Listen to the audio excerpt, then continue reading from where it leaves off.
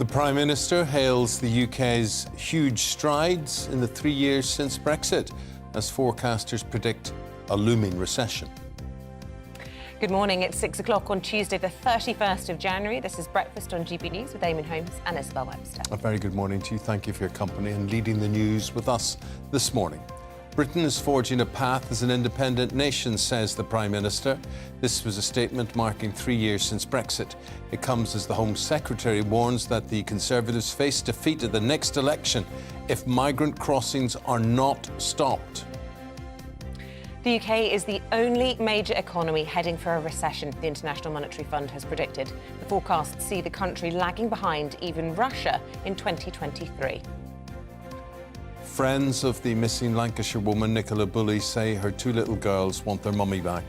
Her phone and her dog were found on a bench near where she went missing 4 days ago in St Michael's-on-Wyre. Police are appealing for information.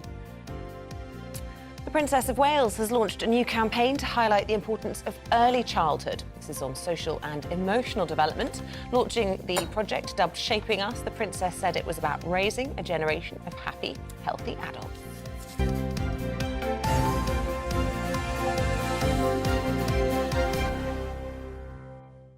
Main story this morning is about Brexit. 3 years since that happened. The Prime Minister saying great strides have been made by the UK since leaving. If you've noticed those, let us know this morning. If you haven't, give us your opinion on this as well. Now, in a statement, he says the country was forging a path as an independent nation, touting new trade deals and the government's bill to cut European red tape as a success. Well, in contrast, this comes as a new poll suggests growing dissatisfaction with Brexit, 45% saying it's going worse than they expected. Our political editor, Darren McCaffrey, has taken a look back at the last 3 years. 3, 2, 1... 11 p.m. on January 31st, 2020, and after years of wrangling, decades of debate, the UK exited the EU. But 3 years on, and the debate over Brexit is far from over.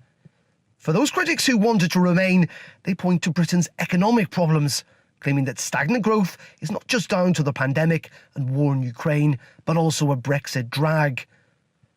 Evidence from the government's official OBR stated late last year that leaving the EU had had a significant adverse impact on trade, reducing both overall volumes and the number of trading relationships. Brexit, unsurprisingly too, has seen fewer migrants from inside the EU. And while many who voted to leave have welcomed this, it has led to a shortfall of around 330,000 people in the labour force, mostly in low-skilled jobs, according to the ONS. The government, however, do point to trade deals, 71 of them with non-EU countries, including with Australia and New Zealand, though they too have faced criticism from some Conservatives for giving too much away and from bad for Britain. This year, the government has also promised to scrap or change lots of EU regulations still in place, hoping it will improve our competitiveness and boost business. The thorniest problem, though, of the Brexit trade deal is to be found in Northern Ireland, which led to the suspension of the Assembly. And while 4 Prime Ministers have struggled and failed to square the border circle. Though talks have improved, the EU has admitted that protocol was too harsh, and it seems that a new deal may well be in sight.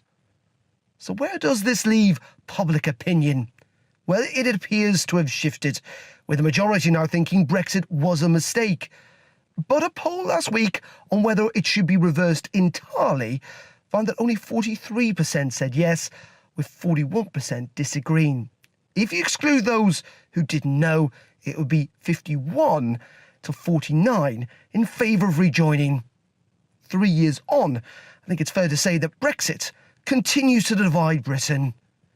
Darren McCaffrey, GB News. Well, let's get the take now of the assistant editor at The Spectator. That is Cindy Yu. Cindy, the Prime Minister has had his say. Do you recognise what he's describing? Well, I think when it comes to Brexit, it does seem like the last 3 years we've not really known what it's about. Having had those early years of Brexit wrangling, which were really, really painful, but I think people were so keen to get Brexit done that no one wanted to talk about it. But that included the Brexiteers, who during that time should have been really setting out their vision of what these new capabilities allowed a country to go through. You know, I don't feel like I've seen enough positive vision of what Brexit could be. I just object to politicians telling lies, basically, glossing over the whole truth. These trade deals, for instance, I'll ask each one of them that come on today. What are these trade deals? Are we going to quote Australia worth 0.01% to our overall economy? There's no trade deal with China. There's no trade deal with the USA. There's no trade deal with Brazil. So what are, I mean, this is tantamount to lying, really. Well, I guess, you know, Rishi Sunak voted for Brexit, but he's seen as a Remainer PM for whatever reason. So he has to kind of, you know, appeal to that side of people who distrust him because he seems too Remainery. But you're right, Eamonn. I mean, we'll look at the India trade deal that we're talking about at the moment. But also can't sign that because Suella Braverman doesn't want more immigrants as part of the deal. So there are all these things where we seem to want the abilities of free trade, but Wayne doesn't want any of the costs of it, or the other side of the deal, depending on whether or not you think it's a bad thing to have more immigrants. I suppose the question remains, forgive the word, is this the Brexit that anybody wanted? And is it actually a situation where nobody is happy? And certainly the polls seem to be bearing that out. I was reading that Leave voters rather than Remainers are more likely to have changed their minds. 1 in 4 who originally wanted to leave now want to join. In this Ipsos poll out today, 45% think Brexit is worse than expected, up from 28% in 2021. That's a significant jump in the number of people who really think it's failed. And that's not the only poll as well. You know, before Christmas we had a YouGov poll that said 56% of people would vote for Remain now. Obviously some of those are going to be Remainers, but it also included 1 in 5 Brexiteers who changed their mind as well. Obviously, poll is not the same as a referendum, so maybe in the ballot box you would do different things. But I do think that politicians haven't set out what exactly the benefits are of Brexit opportunity. I mean, there's a part of the civil service that looks at Brexit opportunities, but we don't hear from them at all. Well, could that be because there are no positive sides, there are no opportunities? Well, I think, you know, if you were to ask a dyed-in-the-wool Brexiteer from back then, you know, some of the things that they would say, you know, sovereignty. You could say that by the very act of leaving the EU, we've got that back because our laws now don't have to be run through the EU. Although the European Court of Human Rights is still inhibiting what we can do on migrant crossings. I know that's not the European Union, but we still don't have full sovereignty for a lot of dyed-in-the-wool. And also some of the EU legislation that the government is trying to get rid of, you know, are they trying to get rid of it because it's EU legislation or because it's bad legislation? You know, is it for the very sake that it was passed through, but actually it was relatively good legislation? You know, so there's no debate about what we actually want from it. And then you look at immigration. You know, we still don't have control over the small boats crisis, and arguably not being a part of the EU hasn't really changed anything on that situation, but has led to industry leaders such as the boss of Next, the clothing brand, saying we don't actually have enough people, low-skilled immigrants, to come help us in the seasonal work that we need to do. So, I mean, I think it was a moment where we could have really made something of this country. And obviously, you know, it's been a pandemic. Well, all countries have had a pandemic. I think that is a very empty get-out clause because we claim the vaccine rollout, we got out of lockdown faster than other countries, and yet here we have the IMF coming out today saying that our economy is going to shrink more than any other G7 nation after even Russia were in a worse economic state. I mean, the Labour Party coming out today saying we have a dud economy. Yeah, and we had to really look at why that is. I mean, I don't know if how much to do is to do with healthcare. You know, people retiring early. You hear about these 5 million people, some of them who are retiring early because of health problems. So maybe some of these issues are not Brexit related, but certainly Brexit doesn't seem to have helped us solve the problems that the country had anyway. Which includes illegal immigration or people seeking asylum. And Suella Braverman saying that the Conservatives will lose the next election if they don't get that under control. You think she's right?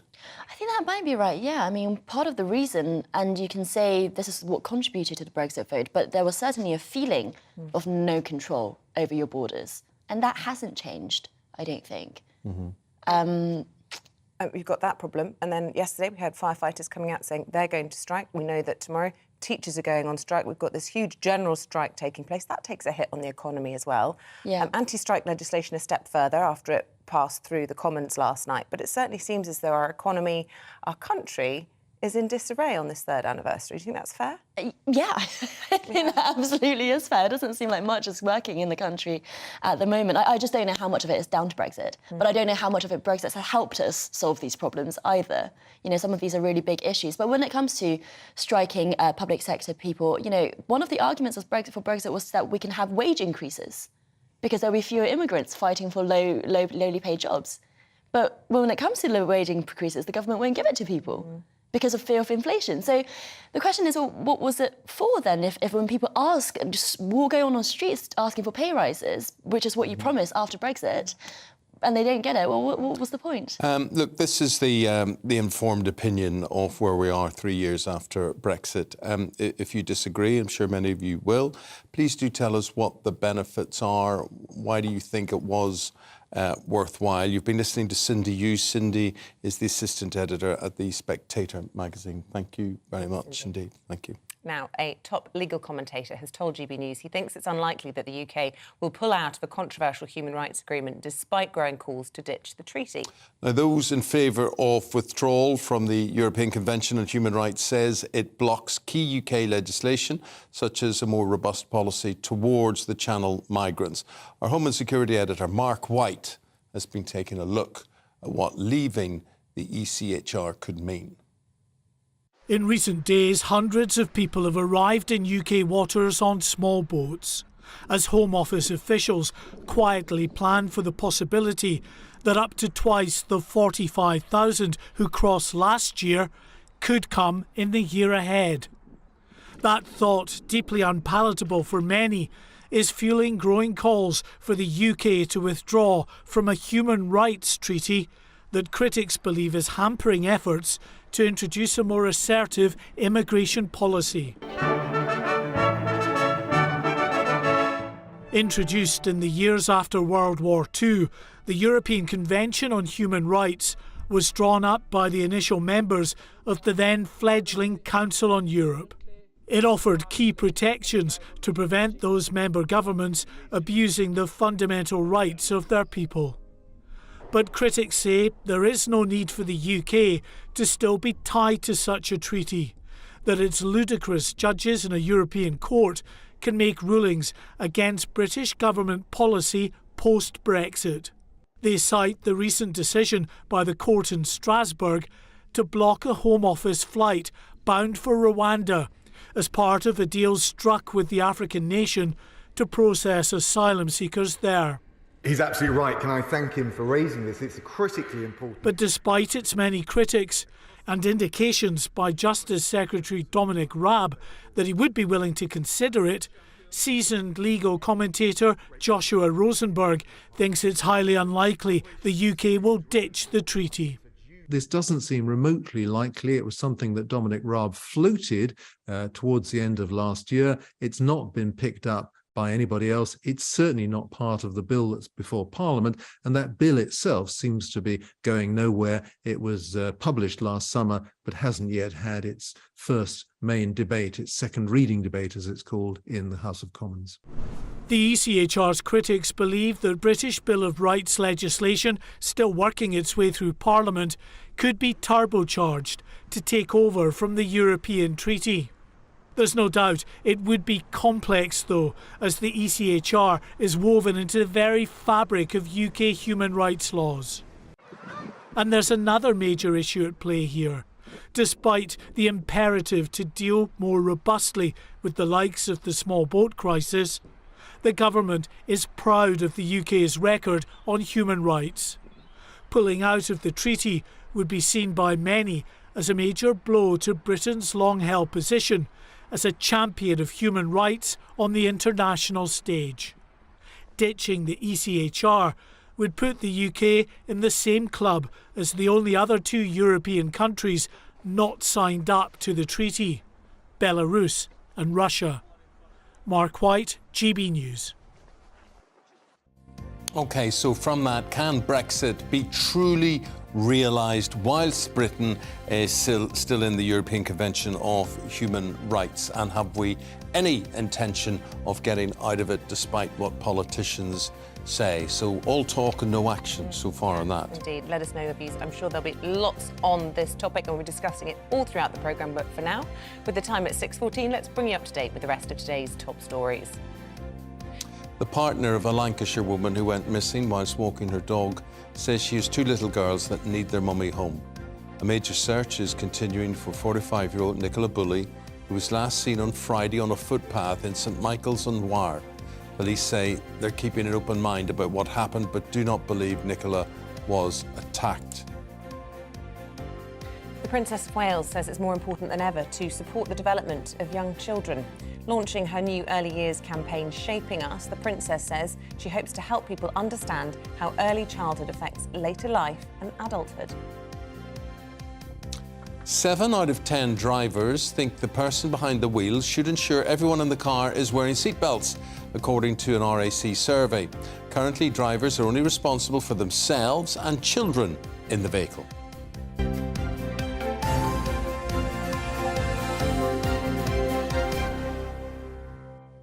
See, that's interesting. I thought, as the driver, I was responsible for everybody being belted up. Yeah, you learned something new. I always do make sure every passenger in my car is belted. As a matter of fact, too. I wish he'd been in my car. That wouldn't have been a problem. I cannot see me driving a car with someone not seat belted. Yeah, especially children. Yeah, but I mean, if it was an adult and said, "I'm not putting a belt on," I'd say, "Well, walk, fine, catch the bus." Yeah. But that's an interesting one. I'm also interested, by the way, before we move on, I was going through the papers this morning and this caught my eye because I have strong views on it. Do you share your bed with Maggie the dog? We do, yes. And do you ever think this is quite disgusting? No. And unhygienic? No. And disturbing your sleep patterns? No, she sleeps. She sleeps down between my feet and Ruth's feet, and Ruth's feet are very big, so they take up a lot of the bed. But the doggy is down there. She's quite. The only thing I am ever aware of is if I turn on my side and roll my leg over. Sometimes I put my leg on top of her. She doesn't really move though, but crush her. She's very very easy though. I've never been able to share a bed with a cat. I just can't sleep with children, animals, or anything. But it was just funny in the newspaper. They're saying that there's a big question about whether it's joyful or just plain unhygienic. So I was fascinated to know what people's views are. My parents have a cat. It's a Burmese, the ones that just want to be on your shoulder, and the cat is wrapped around my dad's neck every night, and I just think it's pretty disgusting. Although I love the cat. Alfie is the most beautiful cat, but do we really want the cat's bottom next to your nose? But, you know, there's humans that would sleep with humans whose bottoms are where they shouldn't be and are more unhygienic than pets. I don't know. I would have thought. Let us know your thoughts. You do know. Well, I don't know if people sleep with their bottoms wrapped around people's necks. You would be surprised. Maybe. You'd be surprised. Not in my house. Anyway, okay. We digress. Okay. So let us know your views this morning. gbviews@gbnews.uk on any of the topics that we've covered so far this morning.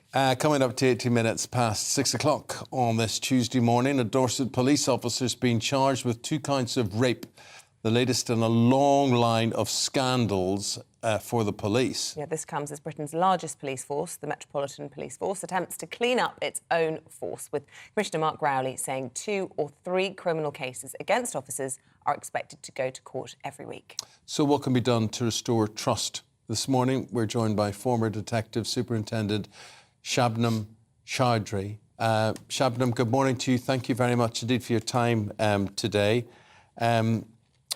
What do you make of what you're hearing? I mean, is the whole services all around the country, are they all due a clean-up? Good morning to you both. I think they are due a big churn out of the absolute rotten apples that sit within policing, many that have sat within policing for decades. And I think that forces across England and Wales have actually woken up to the fact that it's time really that they've got to take these matters seriously, not just either investigate and brush them under the carpet, but the criminals that operate within policing are having a real impact on trust and confidence on the wider communities. I think the fact that we are hearing about more of these awful cases, and it's always sexual, isn't it? More rapes, more sexual assaults, is a sign that, you know, actually disinfectant of transparency is being used. We're going to be hearing more and more of these awful stories, but it's a sign things are getting better. For sure, they're definitely a sign that things are getting better, but let's not pretend that these things haven't been going on for a long time. We have to ask ourselves, what is it that actually went wrong and what now needs to be done to ensure that this is consistent and actually that these horrible people are actually not allowed into policing, because somehow they're coming into policing. They don't suddenly develop these mindsets when they join. They do actually find that they got a badge which gives them far more power than they probably actually ever realise, and they use it completely to their advantage and actually not to the good of the people. But yeah, there is definitely 2 to 3 cops a week is absolutely awful. And, you know, the fact that the Commissioner has said this doesn't mean to say that he's saying, look, let us off the hook now because we're actually telling you that it's 2 or 3 a week. They need to keep their eye on the ball. The public need to constantly hold them to account. Yeah. Shabnam, you've been there, you're a former detective superintendent in the Metropolitan Police. What did you see? What were you aware of? I mean, could you look round at your male colleagues and think they act differently from female colleagues, that they were threatening, or that they just gave off a bad vibe? Or what's your general view from your experiences?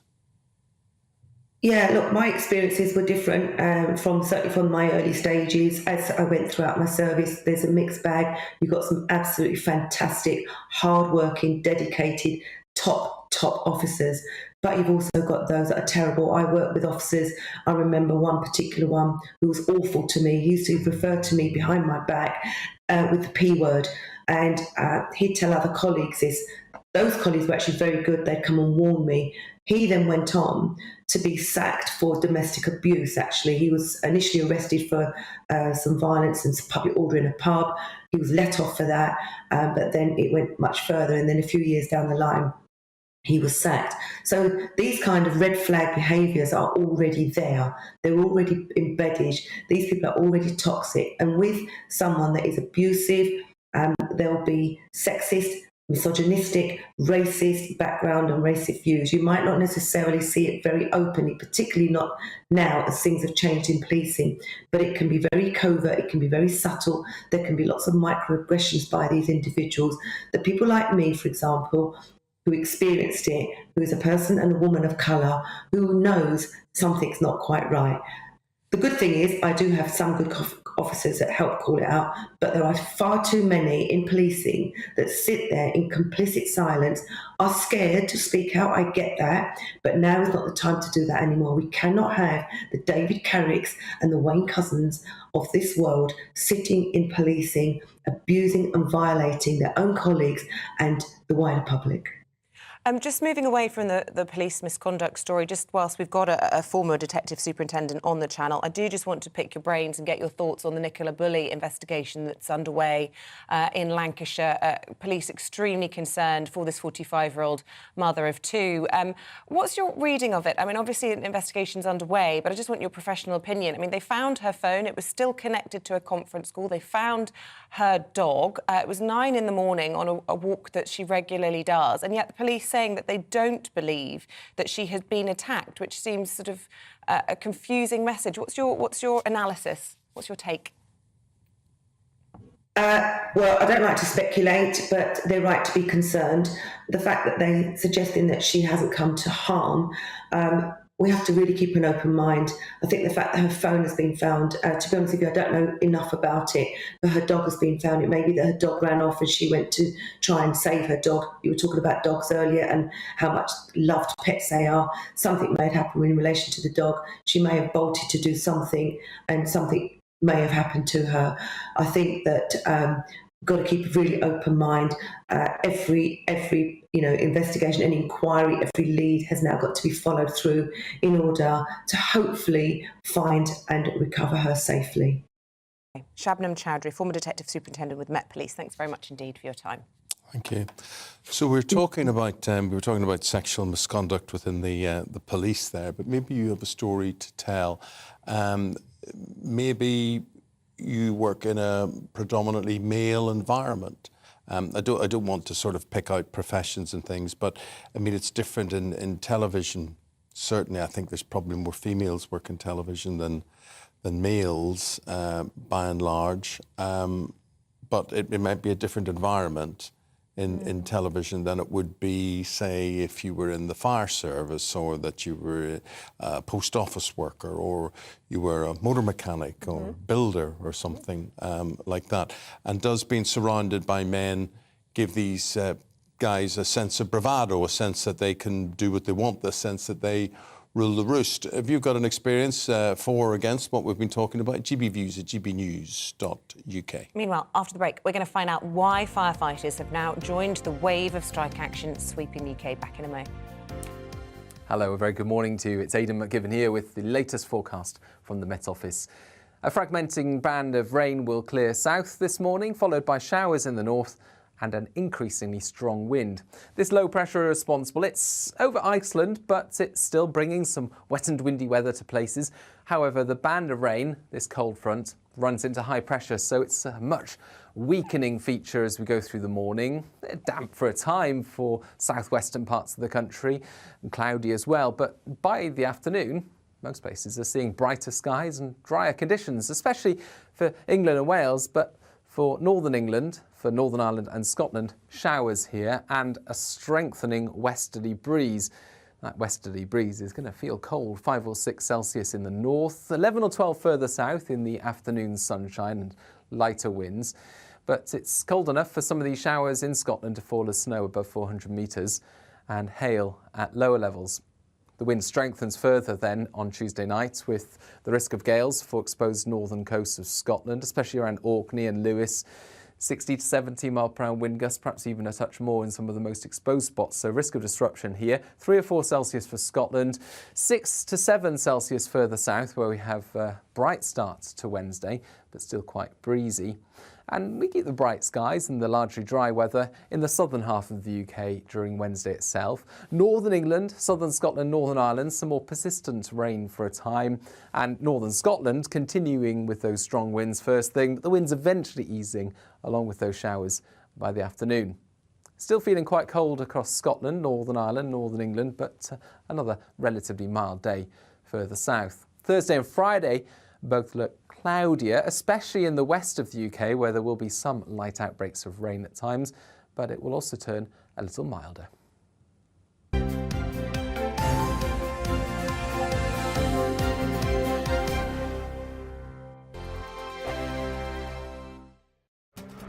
This year on GB News, we've got brand new members in the family. Join us. Across the entire United Kingdom, we cover the issues that matter to you. GB News will always stay honest, balanced and fair. We want to hear whatever is on your mind. And we don't talk down to you. The establishment had their chance. Now we're here to represent you. Britain's watching. Come join us on GB News, the People's Channel. Britain's news channel. Monday to Thursday, 9 p.m. till 11 p.m. Join me, Dan Wootton. I'll bring you the sharpest takes and hottest debates. Do you not believe in prison? I don't believe in prisons. I'm completely stunned. I guarantee you there'll be no spin, no bias, no censorship. I actually was personally quite offended by it. And no reason to go to bed. So I guess they've always been quite woke. That's Dan Wootton tonight on TV, radio and online. Monday to Thursday from 9 p.m. till 11 p.m. on GB News. The People's Channel, Britain's news channel.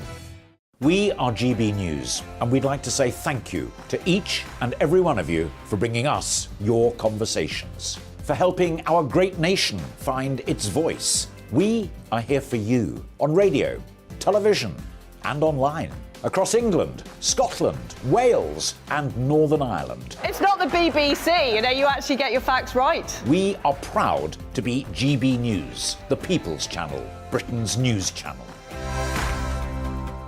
I'm Mark White. As GB News Home and Security Editor, I cover those key issues that are so important to you. Our authorities, our communities doing all they can to combat violent crime. With the public services under unbearable strain, why are we still failing to control our borders? Defence, the first priority of any government, has been continually hollowed out. Can we trust our politicians to protect the armed forces? Join me, Mark White, on GB News.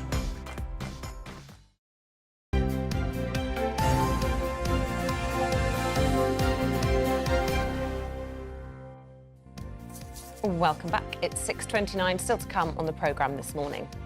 As the UK is predicted to be the only major economy to enter recession, at 6:45, we will ask the Transport Secretary if the government should go for growth in the March budget. And it's a big day for football. At 7:20, we'll be breaking down all the comings and goings on transfer deadline day as spending reaches record levels. It's so funny what worlds people move in. For some people, like transfer deadline day, it's such a big deal. Whereas for me, I was like, oh, it's tax return deadline day. that's the little world I live in. That's the important thing. Just that's your what's the word I'm looking for? It's just your helpful reminder. Deadlines today, get your tax returns in. What the? Oh no, not the transfer deadline. Well, whatever you're. All you football clubs looking manager. to spend billions. Today's your last day. Get something good in the sales. Public service broadcasting. That's what I was trying to say. Okay. Anyway. 6:30 is the time, and there's how you get in touch. GB Views at gbnews.uk, or you can tweet us as well. I can't remember how you do that, but At GB News. At GB News. Simple as that. Simple as that.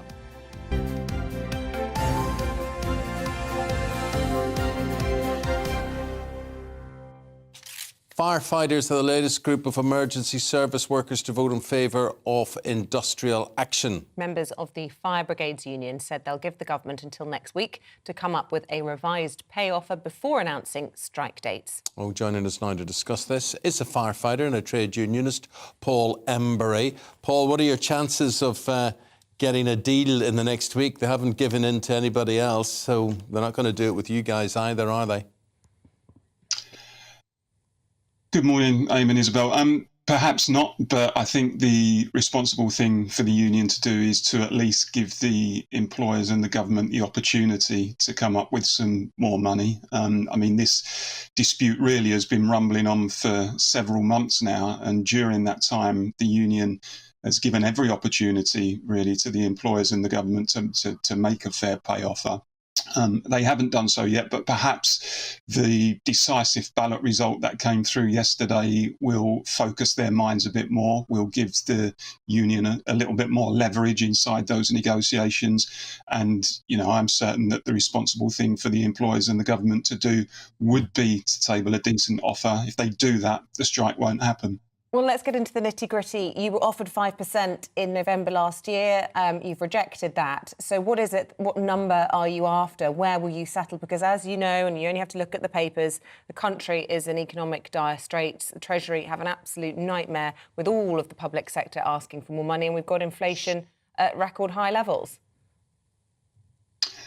Well, my union, unlike some other unions, hasn't put a specific figure on the claim. What the Fire Brigades Union has said is, look, you need to make an offer to firefighters that is reflective, number one, of the current cost of living crisis and takes account of the cost of living crisis. But much more than that, Isabel, actually takes account of the fact that since 2010, firefighters' pay in real terms has gone down by something like £12,000. Now, that is in many respects financially an acute situation for firefighters. I've been a firefighter for 25 years, and firefighters are currently saying to me things that they've never said to me before. At Christmas time, they were saying they were struggling to buy their kids Christmas presents, many of them struggling to pay their mortgages and energy bills. And there's just a sense really among my colleagues that enough is enough, that you know, nobody wants to strike. As a firefighter, it's the last thing you want to do. But if you've been given an offer that really doesn't take account of the really precarious situation you're in financially, you feel that you're left with little option but to take that action, sadly. But Paul, everything with this is all right. People will be saying, yeah, OK, yeah, you're entitled to do this and whatever, and good luck to you. It's all right until it goes all wrong. And something bad predicates against you guys. And I mean, look at all those forest fires that we had last summer. And that has to be on any responsible negotiator's mind, any responsible government's mind in terms of how much firefighters were needed and were stretched around the country last summer. But all you need is one bad thing to go against you, one fire, one fatality, and it all backfires. Public sympathy leaves you, does it not? Well, what I would say is it's always an agonising decision for any firefighter, for any emergency service worker to withdraw their labour and take strike action. It's not why you join the service in the first place. You join the service to protect people. You feel that sense of duty, that moral obligation to the public. However, there are times, I think, in any emergency service worker's career where you feel that you're being treated so badly and so unfairly that you have little option but to withdraw your labour. And you do go through, and I've been on strike before as a firefighter, and you go through anguish when you make that decision. It's really not something that you want to do. I mean, in terms of public support. I mean, I think by and large, the public are with us. They've been with us in previous disputes. I think people can see the case that we've got. When you join the fire service, you earn £11 an hour. That's just £1.50 above the minimum wage. That's the difficulty of being a firefighter financially today. Now, I know some people are in an even worse boat, but I don't think you address that by having a race to the bottom. I think you address that by giving people fair pay across the board. And always worth remembering how very dangerous most situations on an everyday basis that firefighters go into. My brother recently trained as a volunteer firefighter. I've always had a healthy respect for fire brigade men and women, but now I have a newfound respect. I mean, the training that goes into that and the skills and the risk involved, we should never forget that. So thank you very much for talking to you, Paul. Thanks, Paul. That's the thing, though. Everybody, I think it's always easy to cut money and not to give money. It's a harder thing to generate wealth for the country. And instead of, what we can't pay people, we should be working out ways that we can make, riches for this country. Or how is Russia going into growth and we're not? Oil, gas, isn't it? That sort of thing. No one was buying it anymore. I think the thing about your brother training to be a firefighter, I think too many politicians, too many businessmen, too many capitalists know the value of everything and the price of nothing. Or is it the other way around? It's the price of everything and the value of nothing. Yes, isn't that right? That's it. Let's take a break. Yes, after that, we'll be back with Norman Baker and newly engaged Emily Carver. Details after the break.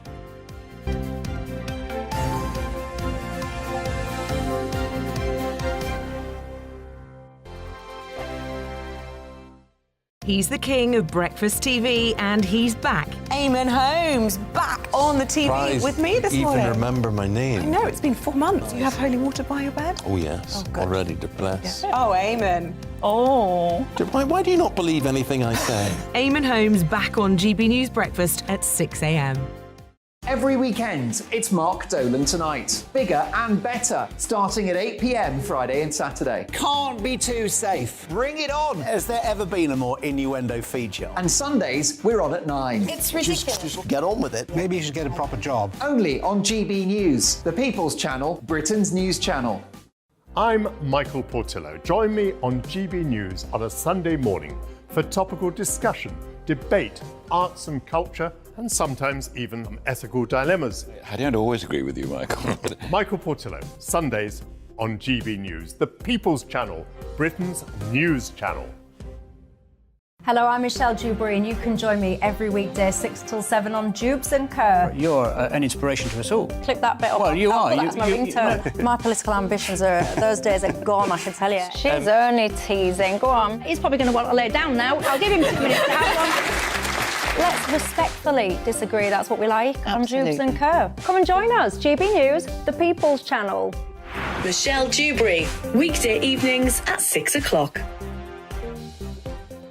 Monday to Thursday on GB News, it's Bev Turner Today from 10 a.m. We're going to be here for you, our GB News family, to keep you up to date, but also make you smile. The guy went from puberty to adultery. And I can't wait to bring a few of my own opinions. I have no time for cultural totalitarianism. We'll engage in passionate, but always polite debate, with your thoughts and opinions at the centre of it all. Only on GB News, the People's Channel, Britain's news channel.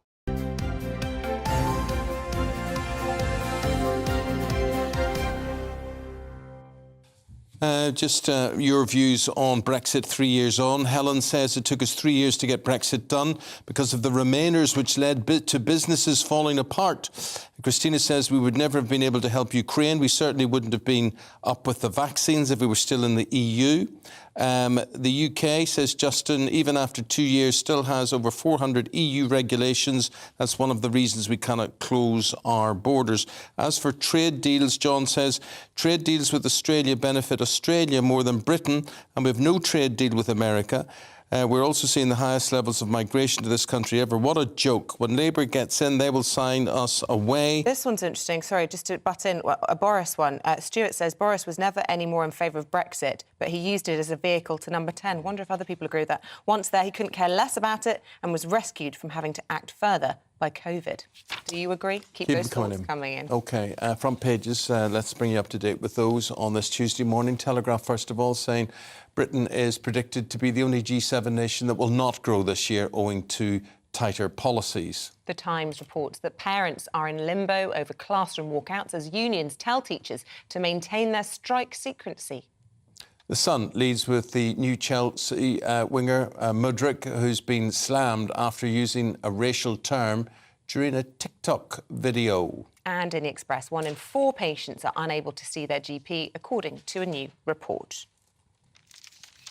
So it's time to go through your morning papers. We're joined today by the former Liberal Democrat Minister, Norman Baker, and the columnist at Conservative Home, Emily Carver. Let's get the important stuff out of the way. First of all, Emily, huge congratulations to you. Fresh back from the ski slopes with a shiny ring on your finger. And Mr Patrick Christie's wanting you for his lady wife. You said yes. I did say yes. I did say yes, believe it or not. Oh, that's very sweet. Do you know, I think that bird flying high above you is sort of symbolic. What, La Vulture? No,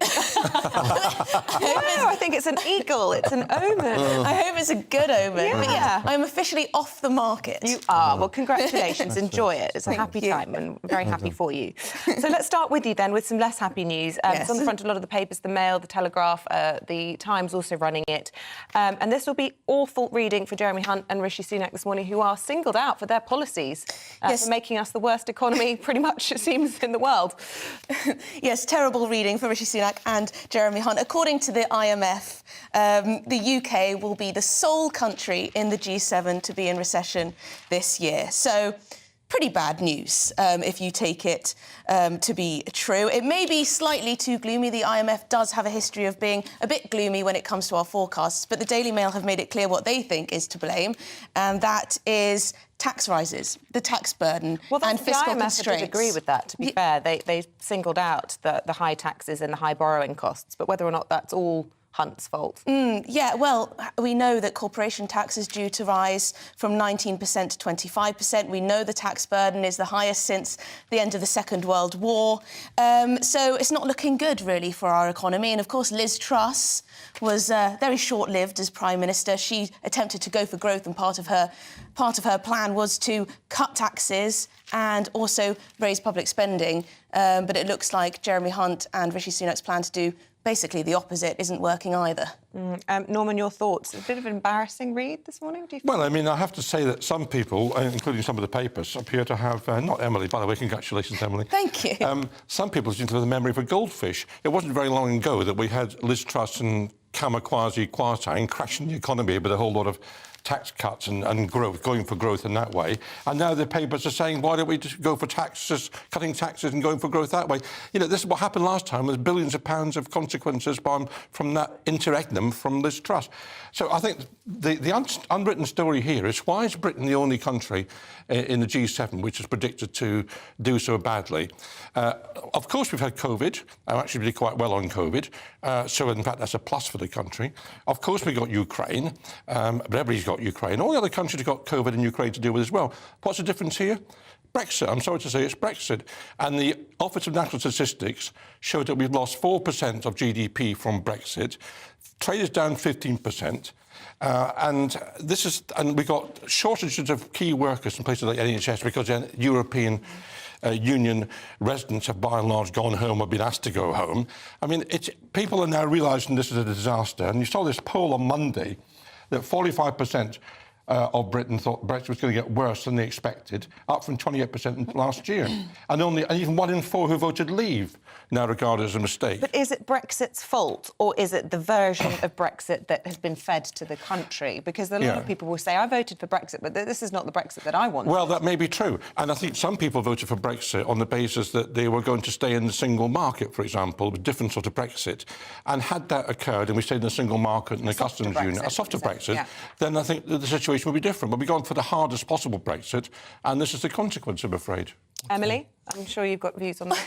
Well, I don't think it's fair. I think it's fair to say that the government has not made the most of Brexit. One could forgive them considering the circumstances over the past couple of years or so, and the fact that it took so long, as one of your viewers said, took so long to get it over the line. But I think it's probably quite true that Boris Johnson thought that his route to number 10 was to go for Brexit. I thought so too. I think that's a very good analysis, actually. It's quite... I think it's very true. And the problem is now you've got Jeremy Hunt and Rishi Sunak, who don't particularly seem passionate about Brexit. They talk about how they're going to remove various legislation and regulations off the statute books, but we haven't seen any of that so far. I think it's more likely that it's going to be kicked down the road and that we'll have a Labour government and we'll be closer and closer to the European Union, if not part of it. OK, we'll bring you back to 1983 now, Norman, and this is a big front page on the Mirror, and it's the former Labour leader Neil Kinnock saying he made a speech back then. He predicted NHS crisis, pensioner poverty, high fuel costs, rising crime under Conservative rule. The Mirror are saying now that has become a reality. I remember this speech, actually. I'm old enough to remember this 1983 speech. And whatever you thought of Neil Kinnock, he was actually quite a good orator. And this is a very powerful speech. And some of it undoubtedly does apply now. It is the case that ordinary people are suffering from cost of living crisis. It is the case that young people in particular have been treated, I think, very badly by successive governments, largely because they don't vote in the same numbers as older people do. And it is the case that we've got problems with higher fuel costs and the NHS crisis. So I think in that sense, he can say, you know, here I am, I was right. Well, you could say also it's a completely different time. We had Margaret Thatcher at that point who did turn the economy around. Before then, there had been, well, some of the things that we're seeing now, mass strikes, high energy costs, blackouts, etc., etc.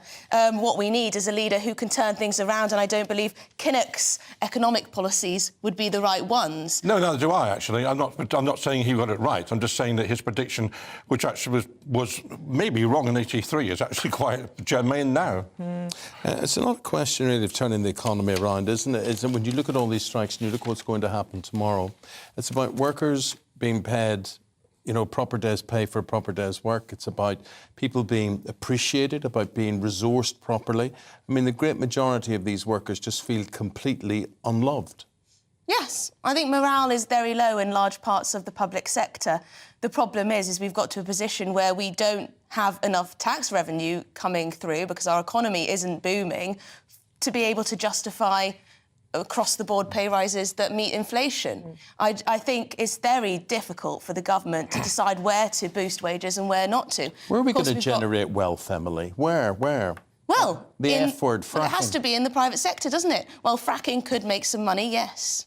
OK. Well, listen, stand very by, dear panellists, because we do have a minister to speak to this morning, Richard Holden. He's the Roads and Local Transport Minister. Good morning to you. Thanks for joining us. Happy Brexit anniversary, first of all. Is it a happy anniversary? Do you think this is a Brexit that anybody wanted? Well, I think we're moving in the right direction in several big areas. One of those is the Edinburgh reforms, Solvency II, helping ensure our financial sector can really keep head and shoulders above the rest of Europe. I think you've seen some of the benefits over the last couple of years. The very difficult time we had with the vaccine, we wouldn't have done that if we were in the European Union. Some of the reforms coming through around the way we can farm better, already coming through. So I think we are seeing some of those benefits. And then one of the big ones, those trade deals we're starting to sign around the world. Already better deal with Japan than we had previously. Come on, what are these trade deals? What are these trade deals you're beginning to sign off around the world? You know why? Because nobody believes you. Were you signing a big trade deal with the USA? Don't think so. You signing one with China? Don't think so. You've got Australia, New Zealand worth 0.01% value to our economy. Come off it. Well, we've already done a big one with Japan as well. Already improved on what people said we could do, improved on the deal with the European Union as well. But, I mean, you're not going to tell me, Eamonn, that, you're not glad of the vaccine programme that happened in the UK, which didn't happen in the rest of Europe. I'm wondering why we're going to hell in a handcart, really. I'm wondering why there's no money in the country to pay all the public service workers, because we've got no trade deals that we were promised after Brexit. So never mind about the vaccination, show me the money. Well, we certainly do have some good deals, and I also say that you look at the difference between the UK and Germany since 2016. The UK is going ahead despite all of the Ramona predictions. I want to keep backing Britain as we go out into the world. Of course, there's still a lot more to do, but I think we're on the right track. Don't believe you. I just want to pick up on the point about vaccine rollout. Well, I mean, it's just not true, is it, Eamonn? You can't just say we've not got them when we've got over 80 with countries around the world. What are they worth? I mean, they're worth I'm usually on GB News, and we're not. Well, I don't think the trade deal with Japan's worth naff all. I don't think our new agreement with the European Union's worth naff all. So what are we doing? We're into they're worth tens of billions of pounds. Or what are we doing? Billions of pounds a year each. Billions or millions? Billions or millions? No, all these trade deals are worth billions of pounds, but the key thing is what we're doing is adding to where Britain would have been if we'd been in the EU, because we're making them better than we would have been trapped in that single market. And I think the real issue there is when we were negotiating there, we were part of 27. There was 27 different voices at the table. We were part of that. Now we're able to really emphasise on what the UK does best. That's why we've got that better trade deal with Japan.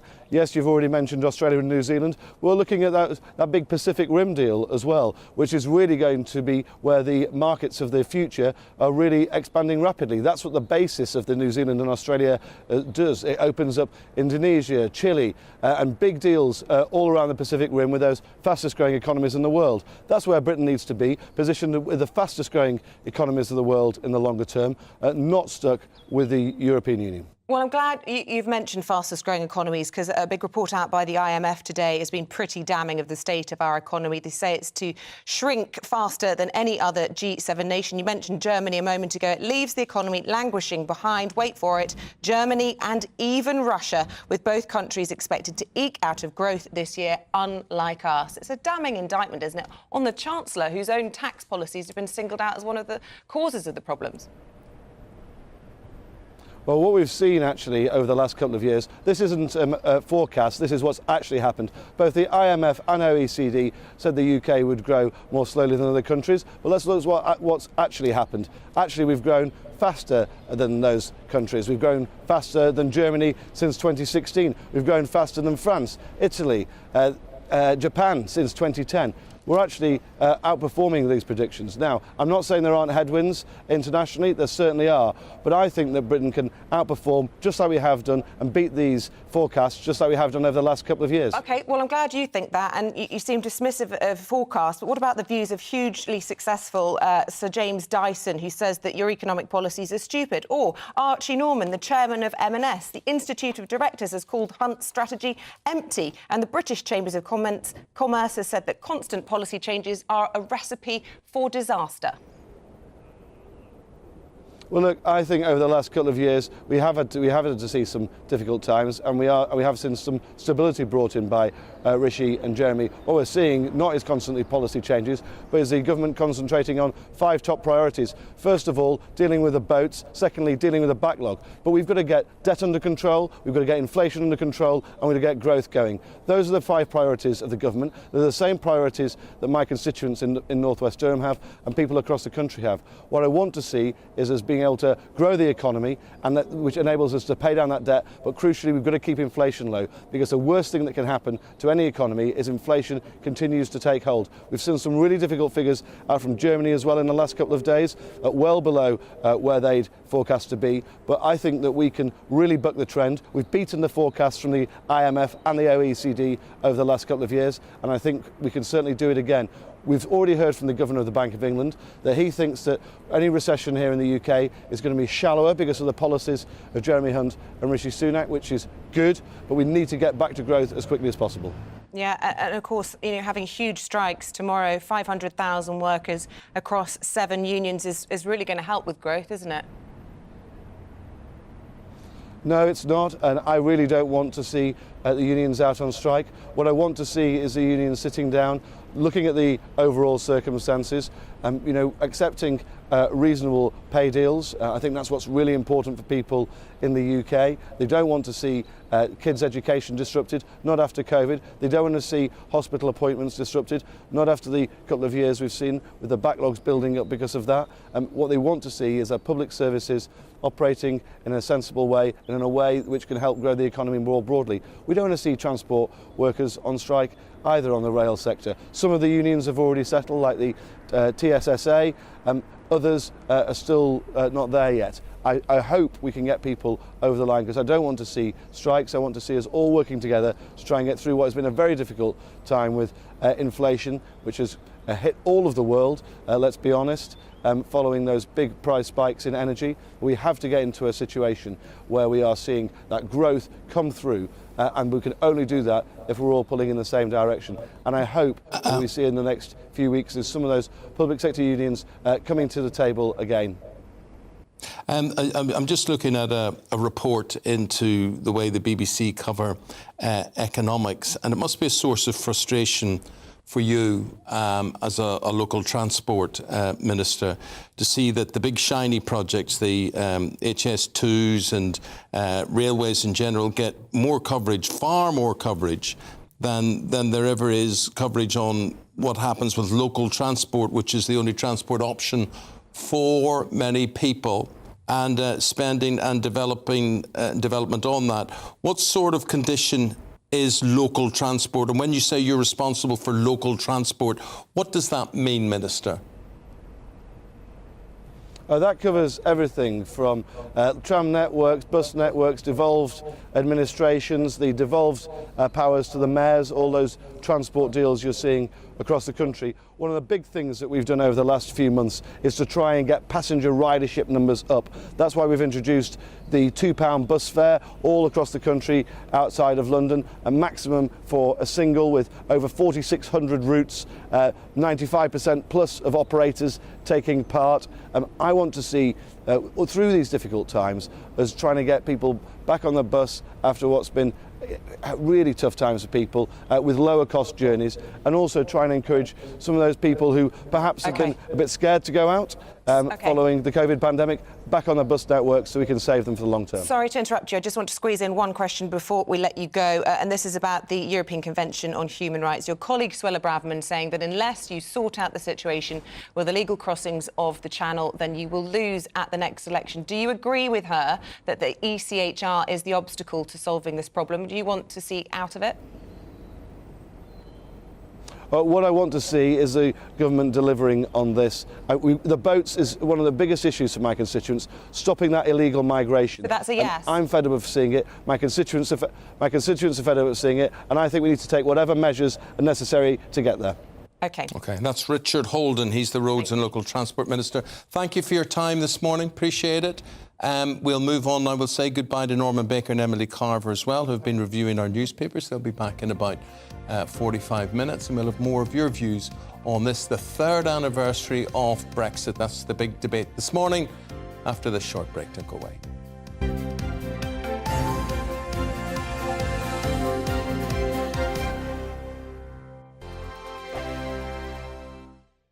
I'm Simon Evans. Join me on GB News for Headliners at 11 p.m. What's the scoop? I'll be joined by two of the country's top comedians. That's right. As we take a look at tomorrow's newspapers tonight. We're going to get into trouble. If it's a big story, we'll be covering it. Spill some tea on him.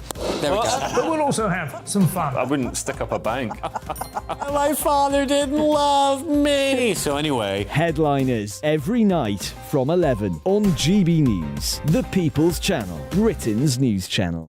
Join me, Patrick Christie's, Monday to Friday, 3 till 6. We tackle the day's news agenda like you've never seen before. It's high tempo, high octane, the most controversial topics, and the best guests. You will not be able to take your eyes and ears off it. I'm not afraid to ask the questions that you really want answered. 3 till 6 p.m, Monday to Friday on GB News, the People's Channel, Britain's news channel.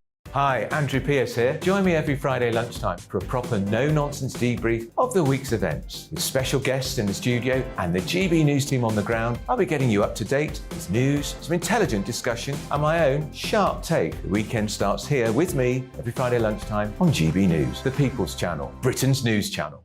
I'm Andrew Doyle.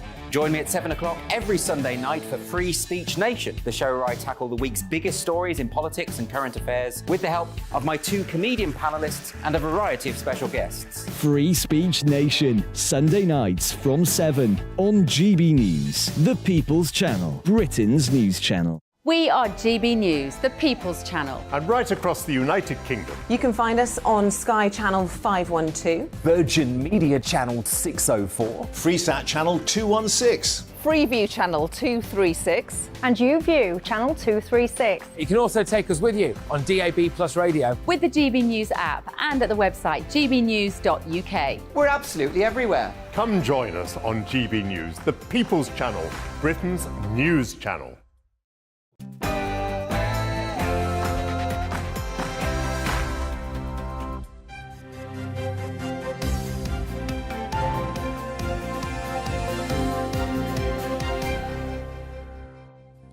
The Prime Minister hails the UK's huge strides in 3 years since Brexit, as forecasters predict that the country's economy will lag behind even Russia's this year.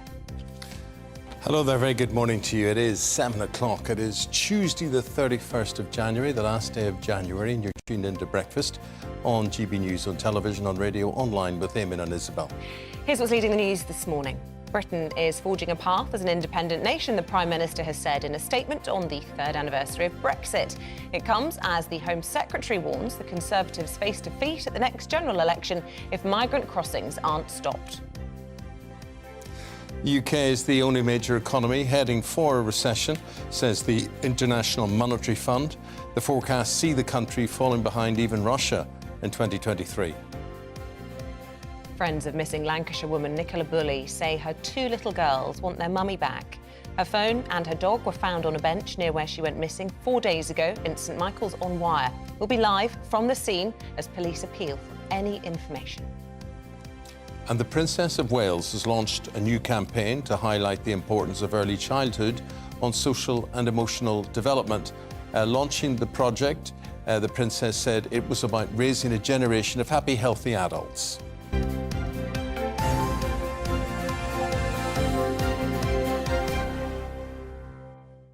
OK, so here's what the Prime Minister is saying to make our top story this morning. He has said there have been great strides made by the UK since leaving the EU, as the country marks the 3rd anniversary of Brexit.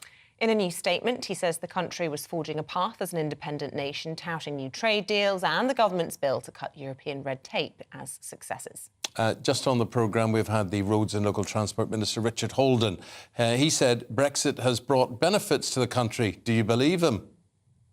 You've seen some of the benefits over the last couple of years. The very difficult time we had with the vaccine. We wouldn't have done that if we were in the European Union. Some of the reforms coming through around the way we can farm better, already coming through. So I think we are seeing some of those benefits. And then one of the big ones, those trade deals we're starting to sign around the world. Already better deal with Japan than we had previously. Come on, what are these trade deals? What are these trade deals you're beginning to sign off around the world? You know why? Because nobody believes you. Were you signing a big trade deal with the USA? Don't think so. You signing one with China? Don't think so. You've got Australia and New Zealand worth 0.01% value to our economy. Come off it. Well, Thanet, Dear, did I seem a bit angry there? I'm just sorry. I'm sorry. I just don't think the Prime Minister and politicians can come out and say things that are patently not true and that we're all supposed to accept it. If Rishi Sunak said we've made great strides, everybody wants us to make great strides. PM, what are these great strides? Because they've passed by a lot of us. Just let us know. So you can't just say we've made great strides. Like what? Well, Thanet and Kent voted resoundingly in favour of leaving the EU in 2016. 3 years in, have people's minds changed? Our South East of England reporter Ray Addison has been finding out. It doesn't get much more Brexity than Thanet. In the 2016 referendum, 64% of residents voted to leave the European Union. But now, 3 years after our official departure date, do they feel there's still reason to celebrate, or has it left a bad taste in the mouth? I went down to the Odds Social and Snooker pub in Ramsgate to find out. Well, Keith, you're a businessman, an entrepreneur, you have been your whole life. Do you feel like you're better off because of the opportunities of Brexit? Neither way, really. I was for it because I felt that we was losing the right, everything was becoming too centralised in Europe. I just feel more comfortable that we have got control of our own country. The economy has gone down. We had the oven-ready system that was going to just walk into America, we have contracts everywhere. It's all going to be fine. None of it works. So how can we possibly think it's a good idea?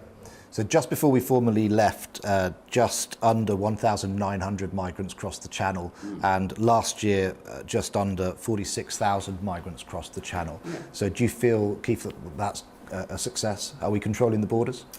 I think it is terrible that we've got that many people. There's various reasons why they want to come here, from the fact they most probably speak English to the fact that they will come here for benefits. That's why people voted to Brexit, because they said, at last we'll send them back. And they were lied to. So not as enthusiastic as one might expect. But what about South Thanet MP Craig McKinley? He told me he believes the government can turn things around. We still have a 70-plus majority in the House of Commons. We still control the floor of the House of Commons. We are putting through, late in my view, but we are where we are again, the retained EU law bill, which will be the foundation law by which we can actually unwind some of EU law, which has primacy in the UK, replace it if necessary, keep it if you want to, but it will be our law. We need to show people that Brexit is being delivered, but I'm one of those that will say, yes, we've been far too timid. So yes, this isn't completed, it's hardly even started yet. While the full effects of Brexit remain unclear and EU laws are still on our statute books, the people of Thanet may not feel like celebrating this anniversary. Still, there's always next year. Well, let's go live now to Ramsgate. Ray joins us from there. Good morning, Ray. Yes, good morning to you both. I'm stood just above Ramsgate Port here as well. The RNLI station is just behind me in the distance somewhere as well. And as you heard, there are a real kind of range of views from people here in Thanet 3 years on. Both sides of the Leave or Remain argument feeling pretty bruised, I think it's fair to say, at this stage. They look at the situation with the Channel migrants, obviously very apt here in Kent, NHS staffing as well. Government, UK courts, of course, challenged through the European Court of Human Rights as well. And to them, it doesn't feel like the UK has taken back control. But then, of course, they factor in things like the pandemic, the cost of living crisis, the war in Ukraine as well. And it's hard to know, they tell me, if the current state of the country is down to the government, it's down to Brexit, or down to factors outside of everybody's control. But as you saw, they're really struggling to verbalise any real benefits that they feel that they're experiencing, and just trying to get on with their lives. All right, Ray, thank you very much indeed for your analysis there in Ramsgate for us this morning. We're now joined in the studio by the assistant editor at The Spectator, Cindy Yu. Very good morning to you. You'll have seen us there having a chat with the government on this Brexit anniversary. And I'm keen to get into your analysis, really, of these trade deals. I mean, the EU had a trade deal with Japan. It was predicted to impact our GDP to the tune, I'm reading, of 2.6 billion. And according to fullfact.org, the trade deal that the Brexit government, the UK government, have since forged with Japan is worth 1.5 billion over the same period. Is that something to trumpet? Well, I mean, we are only one country, and with the EU, you have that benefit split across, 20 to 27 countries. Well, no, this is the impact of the UK GDP. Yes, no, but I mean, if you compare the 2.6 billion or whatever it was for the whole of the EU, then you could make an argument that per capita, perhaps it is more beneficial. But I think at the same time, we haven't had a conversation about trade deals and whether or not we want to strike all of these trade deals. You know, when it comes to striking one with America, the reason that's fallen off the agenda is because we're worried about lower food standards. So Why wasn't people talking about that before the referendum? Or one with India, which is in the books at the moment. But we understand that Suella Braverman, the Home Secretary, is worried about the immigrants the students, foreign students that would come as a part of that trade deal. So all of these things with free trade, you know, there's some give and there's some take. And if we're not willing to give, then there is very little benefit to be had from this. So I think we need to be having more of a debate about what are the possibilities, the potential to make the most of Brexit. And do you think that Brexit can still be a success? Because interesting just to see the polling. And again, YouGov, as you quoted earlier, I think it was before Christmas, 56% said they would vote Remain now. 1 in 6 Brexiteers would vote Remain now. But now Ipsos is saying 45% believe that Brexit is worse than they expected, up from 28% in 2021. So people aren't satisfied, Brexiteer or Remainer, with what they've got today. Yeah, absolutely. I mean, there's 2 separate questions there, I think. I mean, the last few years have clearly been so difficult for the country. Pandemic, the Russian invasion, all of these different things. It's hard to know how much of it is Brexit, but as I was saying earlier, you know, Brexit doesn't seem to have helped, certainly, even if it didn't contribute to the problems we're having at the moment. So you can definitely see why people thought, wait a minute, I thought we were lined up for better things. But I do think that it could still be a success in the sense that the capabilities that it gave this country, for example, on future technologies, on cutting out EU regulations on things like gene therapy, on things like AI development in the future. You know, there are benefits in the future that we might not be seeing at the moment, which the government should be talking more about and thinking more about, because it's not clear at the moment. But then there are other issues that were never about Brexit, for example, controlling our borders from illegal immigration. And I think part of the problems is that Brexiteers set themselves up for quite a difficult, tall order during the referendum when they said, you know, vote for Brexit, everything will be fine. And now is not the case. What about this IMF report today, seeing these forecasts downgraded significantly and seeing us trailing behind the likes of Russia and the only G7 nation not to be going back into growth? Yeah. Depressing reading. I know a lot of people are very dismissive of the IMF. What's your view? Yeah, I mean, I think no one can know exactly what the Russian economy is doing. So I think if the IMF is claiming that they do, then you have to take it with a pinch of salt. And I think the IMF also takes China's GDP figures at face value from the government. And as we know, with these countries, there's a bit of massaging going on, to say the least. But certainly with other, OECD countries, we had to really look at what we've done badly and what they've done well. Was it Brexit? Or was it things like our health system, which some say is overfunded, but clearly, whatever the problem, it's not working. I mean, it's critical of Hunt's high taxes and the higher borrowing costs, which is a bit of a Truss legacy, presumably. Right. But is that the fault of the Chancellor, or is he trying to repair the situation? I mean, it's very... It's so difficult, isn't it? I mean, I'm no economist, so, I think the government would say, if we have higher taxes now, we're avoiding the pain of high inflation later. And that growth is always an upward pressure on inflation. At the same time, if you have that kind of downward pressure from higher taxes, then you're not going to grow. So I find it very difficult to say because it's such a complicated economic debate about what is better in the long run. A very difficult job to steer this country out of this crisis, certainly. Anyway, Cindy, not always enviable. Good to get your... Yeah, not enviable indeed. Always good to get your thoughts. Thank you very much indeed. A major search is now underway to find the missing Lancashire woman who disappeared while out walking her dog. Nicola Bulley was last seen on Friday in St Michael's-on-Wye, and police are saying they are extremely concerned after having found both her pet and her mobile phone. Well, joining us now to give us more detail is our reporter Will Hollis, who's on the ground in St Michael's-on-Wye. Will, a really distressing story, very relatable to a lot of people. She dropped her kids aged 7 and 9 off at school and hasn't been seen since. Good morning. Yes, well, as you can see, if you're watching on TV, that it is still very dark here in Lancashire. The sun hasn't risen, but there are people that are going about their daily dog walk because this does appear to be quite a busy and popular dog walking route, and that's a route that Nicola Bulley knew really well. It was one that she would often walk quite often from her home in Inskip to St Michael's-on-Wye, and it was on Friday morning that she was reported to be missing. This is a towpath that goes along the River Wye, and the river is seemingly fast flowing. And what's quite strange about this, as you say, is that her dog was found, her mobile phone was found, but Nicola wasn't. And Lancashire Police can give us a little bit more about the background of this case. And we appeal for anyone who may have been driving through the village of St Michael's last Friday morning at about 9:15, or who may have dash cam footage that could be of use to us, or people who may have been dog walking in the area or on the towpath to come forward. They can ring 101, or if they have a sighting of Nicola, 999.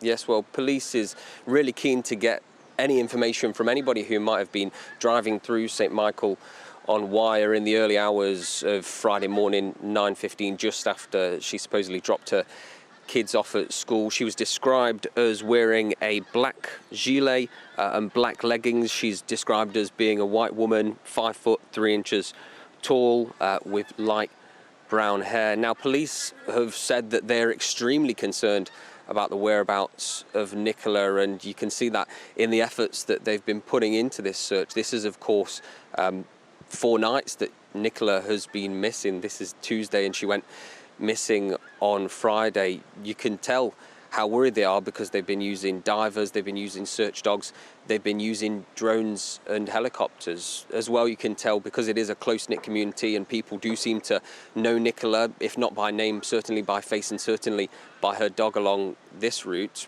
People are clearly quite worried and concerned, trying to find answers, and they are trying to help. But the key message from police to local people is if you do have information, of course, get in touch on 999 or 101. But if you are interested in helping in some sort of a way that, particularly around the River Wire, where the majority of this search seems to be centred, not to put yourself in any sort of dangerous position because there are very steep banks, Eamonn and Isabel, about 5 metres, 10 metres up from the towpath down to the river. And the police is really quite cautious of anybody getting too close to the river. And I have seen a few people out this morning with headlights on because it clearly is still very dark, but people are very concerned as to what's happened to their neighbour and their fellow dog walker here in Lancashire.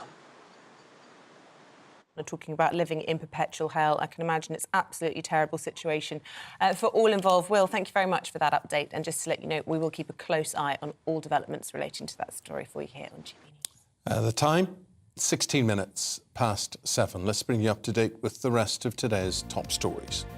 Firefighters have become the latest public sector workers to announce they'll strike in disputes over pay, voting for their first nationwide strike over pay in 20 years.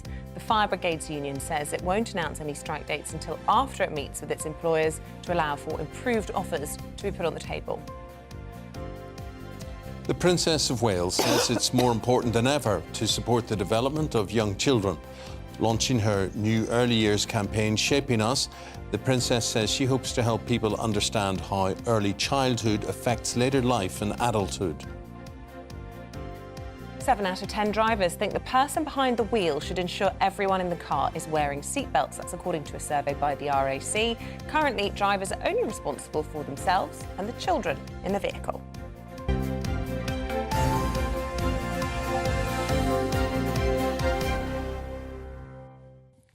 We'll take a break there. Transfer deadline day today. Paul Coyte, our sportsman, breaking down who's staying and who's going right after this.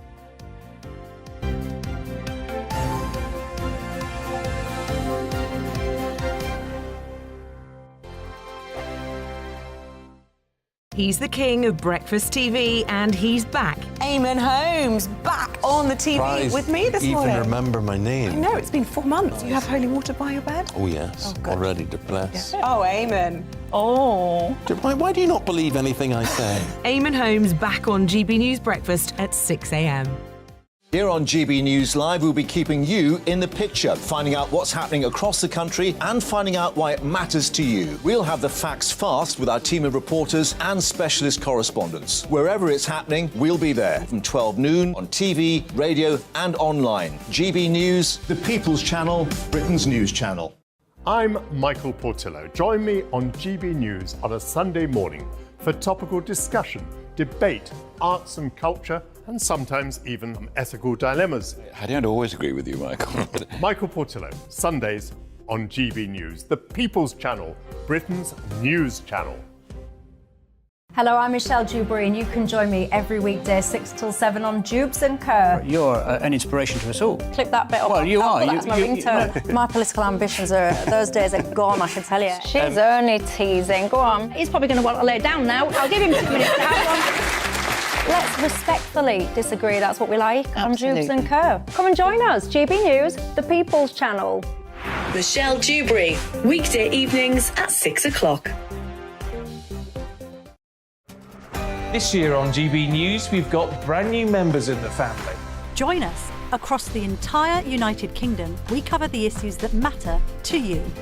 GB News will always stay honest, balanced and fair. We want to hear whatever is on your mind. And we don't talk down to you. The establishment had their chance. Now we're here to represent you. Britain's watching. Come join us on GB News, the People's Channel. Britain's news channel. I'm Simon Evans. Join me on GB News for Headliners at 11 p.m. What's the scoop? I'll be joined by 2 of the country's top comedians. That's right. As we take a look at tomorrow's newspapers tonight. We're going to get into trouble. If it's a big story, we'll be covering it. Spill some tea on him. There we go. But we'll also have some fun. I wouldn't stick up a bank. My father didn't love me. So anyway, Headliners every night from 11 on GB News, the People's Channel, Britain's news channel.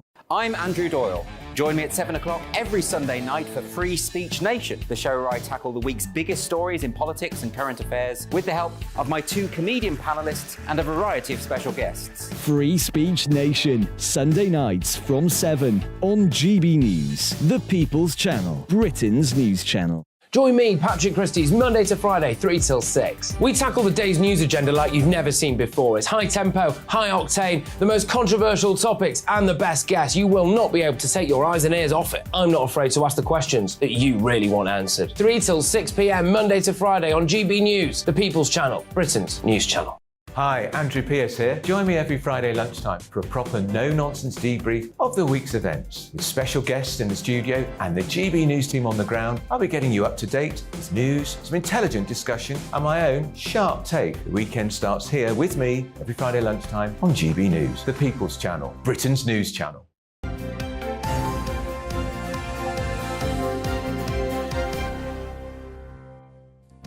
Welcome back. Still to come on the programme this morning, the Princess of Wales has launched a landmark new campaign to highlight the importance of early childhood. We'll get all the details for you at 7:45.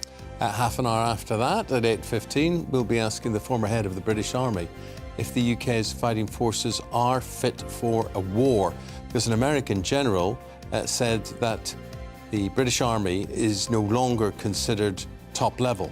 And do keep your thoughts coming in on any of our discussions. Lots of views I should point to on Brexit. Just a couple to give you a flavour. Paul saying Brexit did not work because of COVID. Warren says, I didn't vote for Brexit myself. I voted for Brexit to change the course and the future of my country for the few generations. I think it means future generations. And Jill says, I voted for Brexit. I believe it's the right thing for our country. However, what I completely underestimated was the lack of intention by this government to make it work. All views welcome. Keep them coming in. You can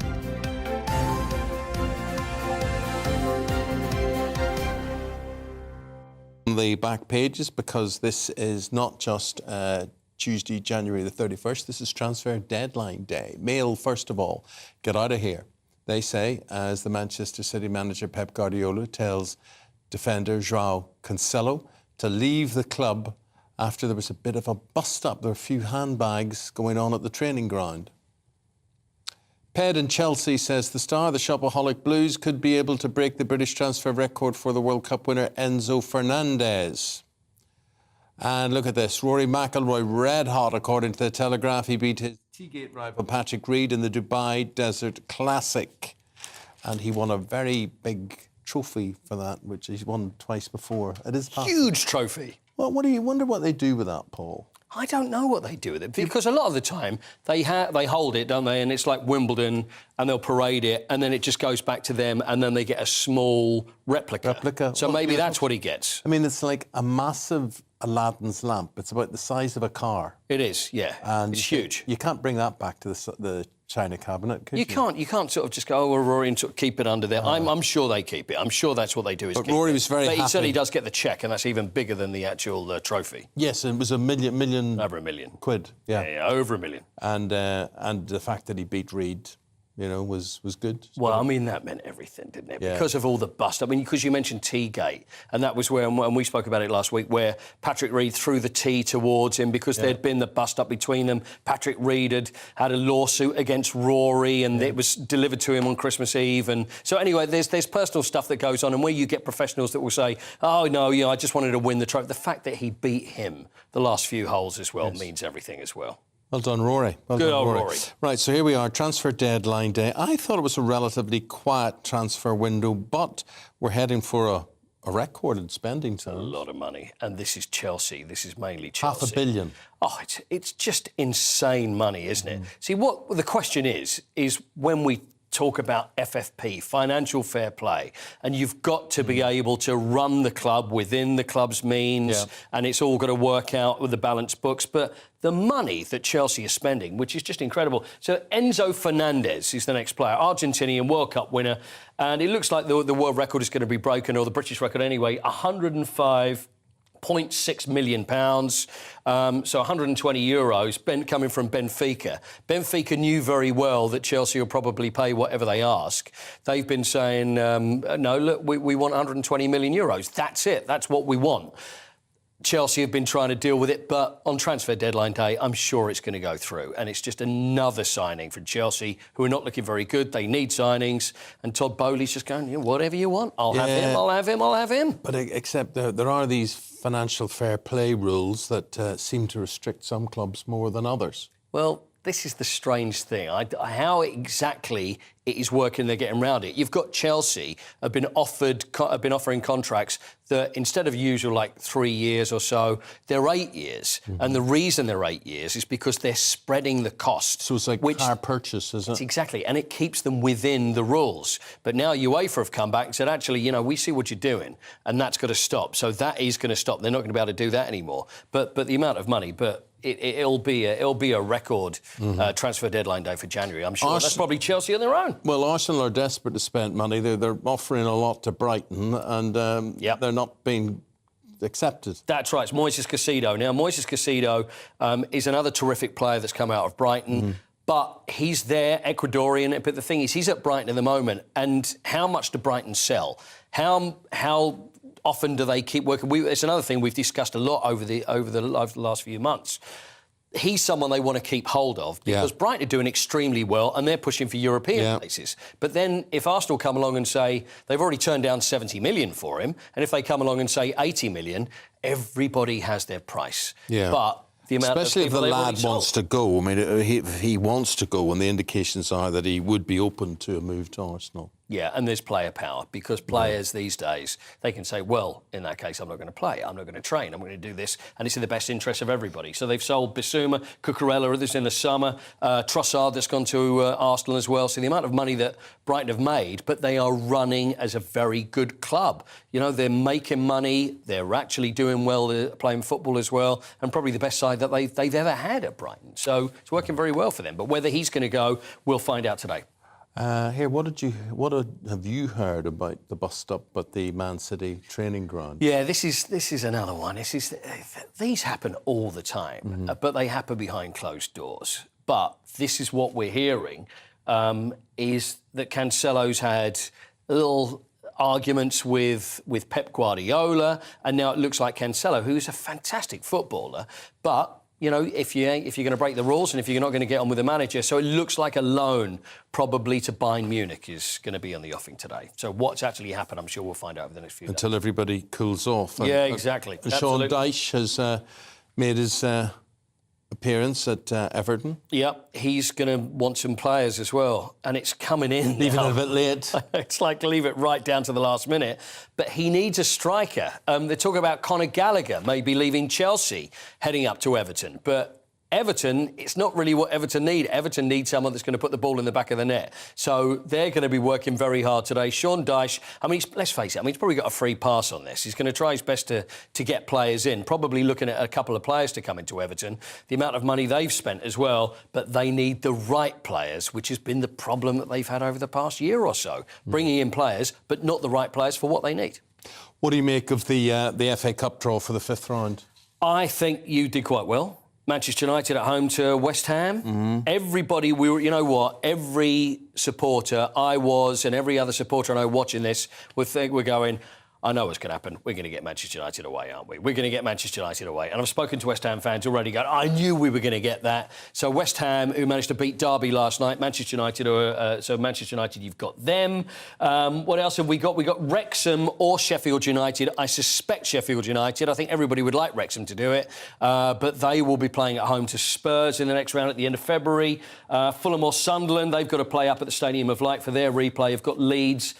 Man City got a bit lucky. Man City, Bristol City, they've got... But then again, I don't know whether Bristol City would be happy with that draw or unhappy with the draw. Do you know what I mean? Well, it's home for them. And it is home. In City, and they're not going to win the FA Cup anyway. Exactly. So it's a big payday, isn't it? It is a big payday. It's probably been more of a payday if it was at the Etihad. But, you know, it's still a great draw for them. Man City coming along to Ashton Gate, I mean, is a great draw. So, especially if it goes to a replay. Well... Especially if they win and then get you in the next round. Can you imagine? I already have a Wembley date penciled in, 26th of February. I mean, not that you should take it for granted. OK, this is we your are league. 3 up against you know what? Forest. I shouldn't really be worrying to that because you've got Forest there, 3-0 up. Stranger things have happened, but I don't think it's going to happen. I think you're going to be nice and safe. Yeah, I'd like But don't say that you've already got it penciled in because... But I have. Yeah, I know, but you can't say that. You know, this is what footballers are like, you know, very superstitious. I remember Martin Peters would never shake hands on the stairs. Is that right? When he was around. So many footballers would have all these superstitions. Can't do that, can't say that. Well, we can shake hands here. OK, all right. Good luck. Bye-bye. Good luck at Wembley. Good luck at Wembley. Thank you very much indeed. We'll take a break there. Yeah, that was all about transfer deadline day for me. It's all about tax return deadline day. It's funny to have different worlds.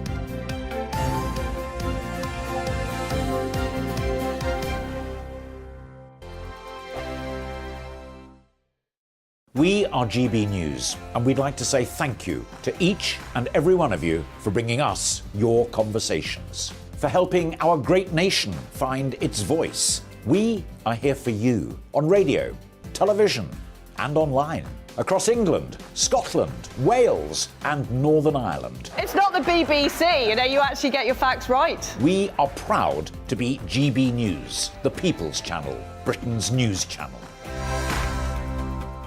Monday to Thursday, 9 p.m. till 11 p.m. Join me, Dan Wootton. I'll bring you the sharpest takes and hottest debates. Do you not believe in prison? I don't believe in prison. I'm completely stunned. I guarantee you there'll be no spin, no bias, no censorship. I actually was personally quite offended by it.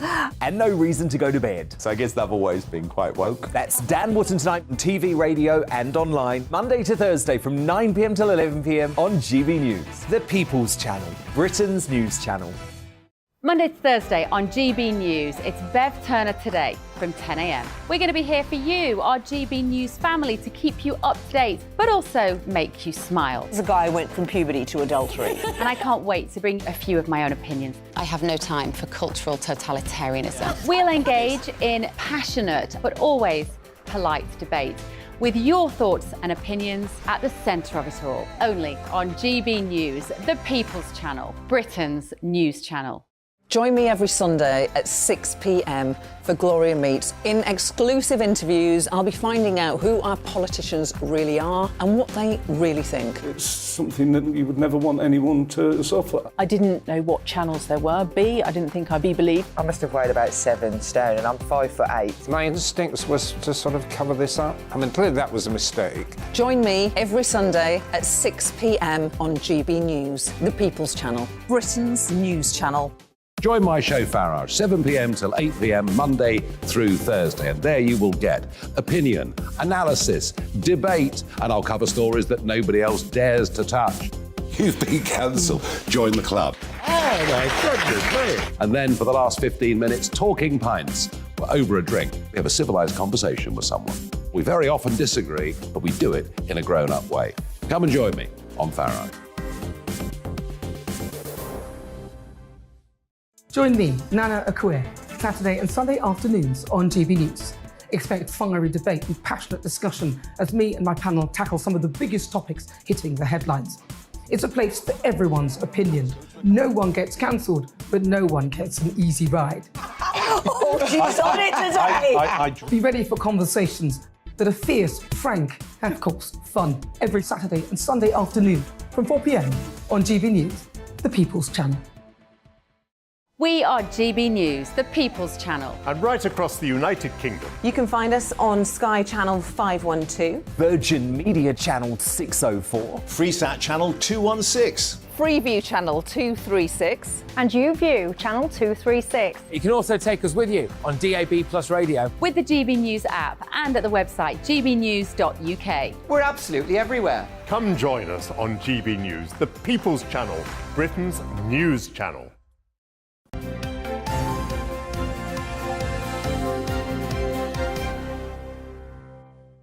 With the time at 6:34, the front pages stack up like this. The Telegraph saying the UK is predicted to be the only G7 nation that will not grow this year. Times reports that parents are in limbo over classroom walkouts. Unions are telling their teachers to maintain strike secrecy. The Sun leading with new Chelsea winger Mudryk, who's been slammed after using a racial term during a TikTok video. And in the Express, 1 in 4 patients are unable to see their GP, according to a new report. So let's get into the papers. We're joined this morning by the former Liberal Democrat Minister Norman Baker and the columnist at Conservative Home, Emily Carver. Welcome back to both of you, and congratulations again, Emily. We're just so excited because it is a GB News wedding officially engaged to our very own Patrick Christie's, and I've just been hearing all the details about. And it's lovely, and we're very pleased for you. And... But I've never in my life, I was just talking about this to Norman, heard a man saying to a woman, "Let's see your ring." It's a woman thing, isn't it? I wanted to hear about the engagement. I wanted to know about the dress. We think it's very good, and we're very pleased for you. But it is very beautiful. I'm sure it is. It is very beautiful indeed. Especially if you've paid for it. But it's a I don't think. I mean, can you ever remember saying, "Let's just see the ring"? I can't say I have even. No. That's passed me by that. But I'm just saying, it's an ignorance from men. Oh, 100%. It's the first or second thing. The first or second thing that women ask. What's the definitely? What's the other thing they ask? Are you pregnant? Well, how did it happen? Are you pregnant? Are you pregnant? Yes. Not yet. No. Shotgun wedding. Anyway, let's get on to waiting times. Front of the Express. Yeah, let's rule that out.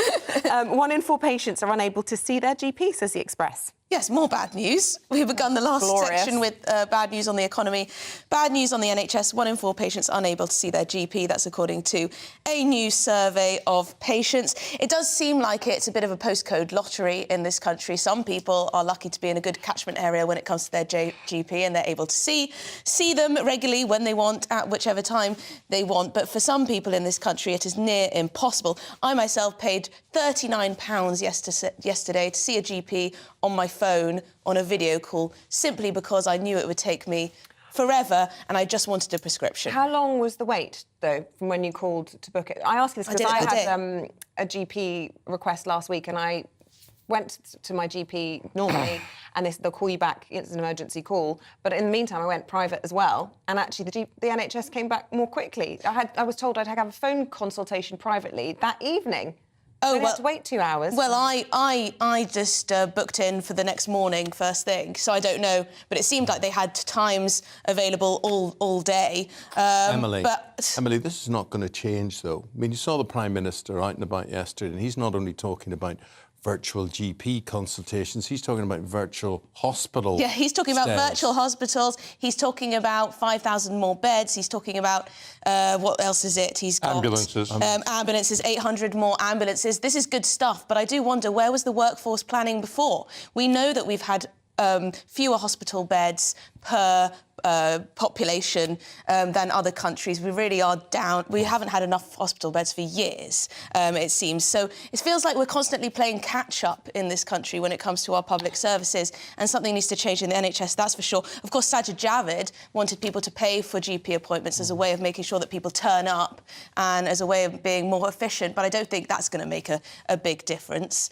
The trouble is, with everybody living, you know, well into their 90s now, can we honestly expect the current model of the NHS to provide everything for everyone from birth to death for free? Well, is it sustainable? It certainly seems as though it isn't. Norman? Well, I mean, there's certainly challenges ahead, without a doubt, and we've got an ageing population, and, of course, we've got a shortage of workers at the other end to pay tax, not least of all because some of them have gone back to their European Union bases. So we have got a disbalance, and also the government, for, I think, electoral reasons, has been quite keen to look after older people at the expense of younger people, and that's the reality of the situation. So there's a huge problem on the NHS. But on the issue of GPs and remote surgeries, I think something else is happening here. I think because of COVID, when there was separation between people for good reasons, I think the doctors now, many of them find it quite convenient to have surgeries by telephone. I think it's quite convenient for university lecturers to have remote lectures rather than having students in the hall with them. Yeah. And I think this is now becoming, you know, endemic, as you like. But what I was saying, whatever the rights and wrongs, it's not going to change. It's not going to get worse, and we will have to move towards a model whereby it will be virtual consultations, because that's more cost-effective. Well, I mean, I had a problem with a finger about a year ago, and I was offered a remote surgery appointment, if you like. But there was no video. I said, well, is it Teams or Zoom? No video? No, they did it on the telephone. I said, you can't see my finger on the telephone. Yes, hopeless. Yes. That is hopeless. But there are benefits, don't you think, to the kind of digital GP world? And I often, whenever I go into the GPs, I feel like I've become a germaphobe post-COVID. I just think of all the air I'm breathing, and I just can't wait to get out of there. Well, I mean, I'd rather speak to somebody on the phone in many instances. Not to reveal too much about my personal health, but I just wanted to get some a prescription for some eczema that I've been having because of the cold weather and because of the winter snap. So for that, it was perfect. You just send a little picture of what it looks like, and then they'd speak to you, very professional. It's done in about 5-10 minutes. But that is not appropriate for people with complex needs, for older people who often sometimes takes till the end of the appointment for it to be revealed what's actually wrong with them. So it's not, I think this article did say that about 68% are now in-person appointments. So that's an improvement on where we were during COVID, of course. But for many people, they do need to be face-to-face. But on the point of NHS reform, it's quite interesting because it may well be that it ends up being the Labour Party who take apart the NHS. Yes. And put it back together in a different way, because Wes Streeting, for example, has been talking quite a lot about it. Do you know what that is, Emily? That's because if you want to really challenge the NHS, Labour can get away with it. If you want to challenge the Ministry of Defence, the Tories get away with it. Yeah. It's counterintuitive. We're going to be talking to Sir Richard Dannett, Lord Dannett, later on in the programme today, because it appears the Tories have challenged the defence forces a bit too rigorously over the past 10 years or so. We couldn't go back to the Falklands again, as we did in '82. We haven't got the capacity anymore.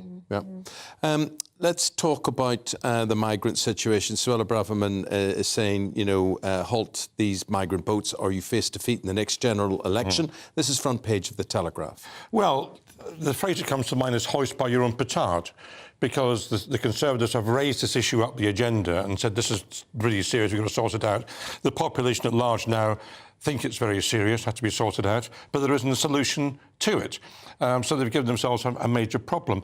I think you have to look at the migration in two ways. First of all, there's a question of who's coming into the country by all means. And what's happened is, because the governments have been quite successful in shutting down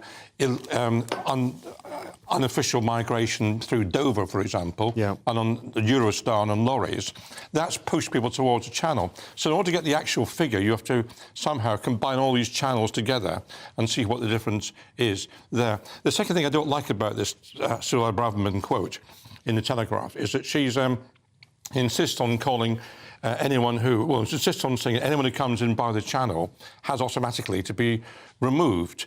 Now, you know, under the international laws that we helped establish as a country, how you get into a country is not the defining factor. But are they fit for purpose anymore? Because this is the issue, because Suella Braverman would go the whole hog and take us out of the European Court of Human Rights. And a lot of people think that might be the only solution to this issue. Well, it's not a solution. It's not a solution. And I think we've always said in this country, and the government says so, that genuine refugees are welcome. The question is, whether someone's a genuine refugee isn't determined by how they get here, it's determined by their status. If you pass through the entirety of Europe, which is likely if you're coming across the Channel, you are not a genuine refugee in the same way as we would consider those leaving Nazi Germany, are you? Well, Nazi Germany... And that's when the convention came about, was it not? No, they came from Nazi Germany. It's not the same thing. These are young, very mobile. These are young, very mobile men, by and large. No, not always, Emily, they're not. Well, the majority are Albanians coming over. If you look at the figures, even the government's own figures, the majority of people who come across the Channel are successful in claiming refugee status. Do you think that's because we're very lax compared to other countries? France basically has a veto on anyone Albanian. We should have the same here. Well, I've got an issue about Albanians in particular. I think there's some justification for looking at Albanians, but the majority of people who come in, by the government's own figures, when they've been rigorously examined, are deemed to be genuine refugees. That's a fact. I don't think they're being as rigorously assessed as you might think. Well, I'm sure... Because clearly they're not. If France and Germany are saying no to all of these people, why are we saying yes in far higher numbers? We've had successive Home Secretaries who have been very tough on immigration and they've made it a big thing for themselves. And You've not been tough on immigration. We had 1 million plus people arrive last year. We've had Home Secretaries who've talked tough on immigration continually, from Theresa May onwards. And I can tell you from being in a Home Office, they were continually tweaking the system to make sure that the loopholes were closed. That happened when I was a minister. And yet these people who've come through finally have been checked and have been deemed to be genuine refugees. That's a fact of the matter. Well, one thing we can agree on is that they're not getting through the caseload quick enough. No, I agree with that. And also they should be... I absolutely agree with that. And I also think, personally, that when people are here, they should be processed quickly and either assimilated quickly or sent back if they fail. And while they're waiting, they should be allowed to work. But 46,000 crossing the Channel is quite hard for any Home Office to deal with, I'd argue. Well, as I say, there are none now coming, or probably very few coming through Dover on lorries and Eurostar, which is why they've diverted to the Channel. Could I move on to the eye?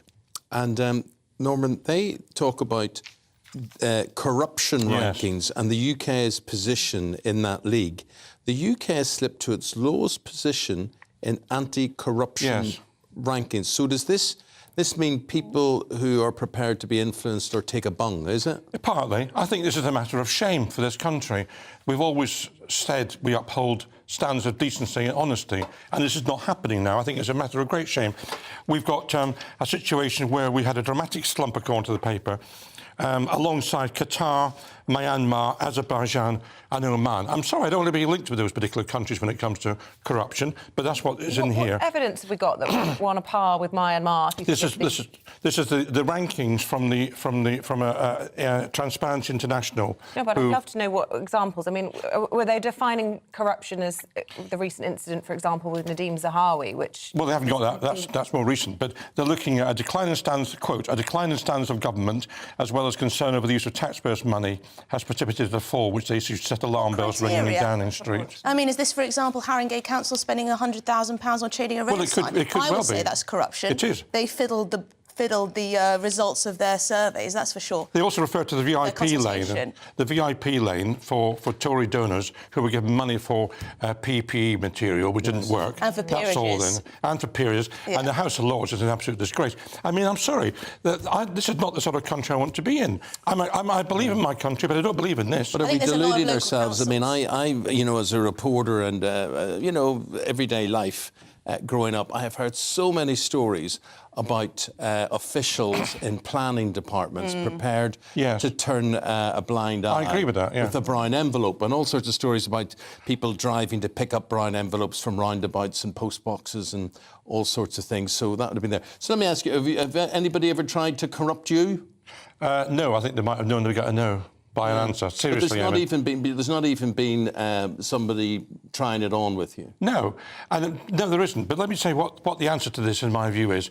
First of all, it's Freedom of Information Act working properly. That's very important. Ordinary citizens can get hold of information and expose wrongdoing. Secondly, it's enforcement of the Ministerial Code, which hopefully the Prime Minister's now started doing with Nadeem Zahawi, but no one else was doing beforehand with other ministers. It's also vibrant and independent media, which is why I'm pleased to be on here making these points. point. Yeah. But you look at the papers, I mean, the Tory government's been given a really easy time by the Tory press, the Mail, the Express, the Telegraph. Well, They don't even look at these pretty things. damning today. A Tory paper, Brexit paper, criticising them, quoting the IMF, quoting endless leaders. Well, they can't not quote the IMF, but... No, but they're quoting other people like Sir James Dyson, an ardent Brexiteer, all critical of government. I mean, I think the Telegraph's been quite critical today of government. Anyway, I do want to move on to another story because Nicola Sturgeon is being... Well, she got herself in a twist, didn't she, yesterday, when in this whole trans row. And you love her or loathe her. She's a lawyer, she's an eminent politician, she's incredibly erudite normally and nimble on her feet and got in a right mess. Should we have a little look, first of all, at the clip of her speaking and then we'll talk a bit more about the story. Let's listen in. My question is, are all trans women women? You haven't answered that question. Well, that's not the point that we're dealing with That's here. the question I'm asking. Trans women are women, but in the prison context, there is no automatic right for a trans woman. So there are contexts where a trans woman is not a woman? No, there is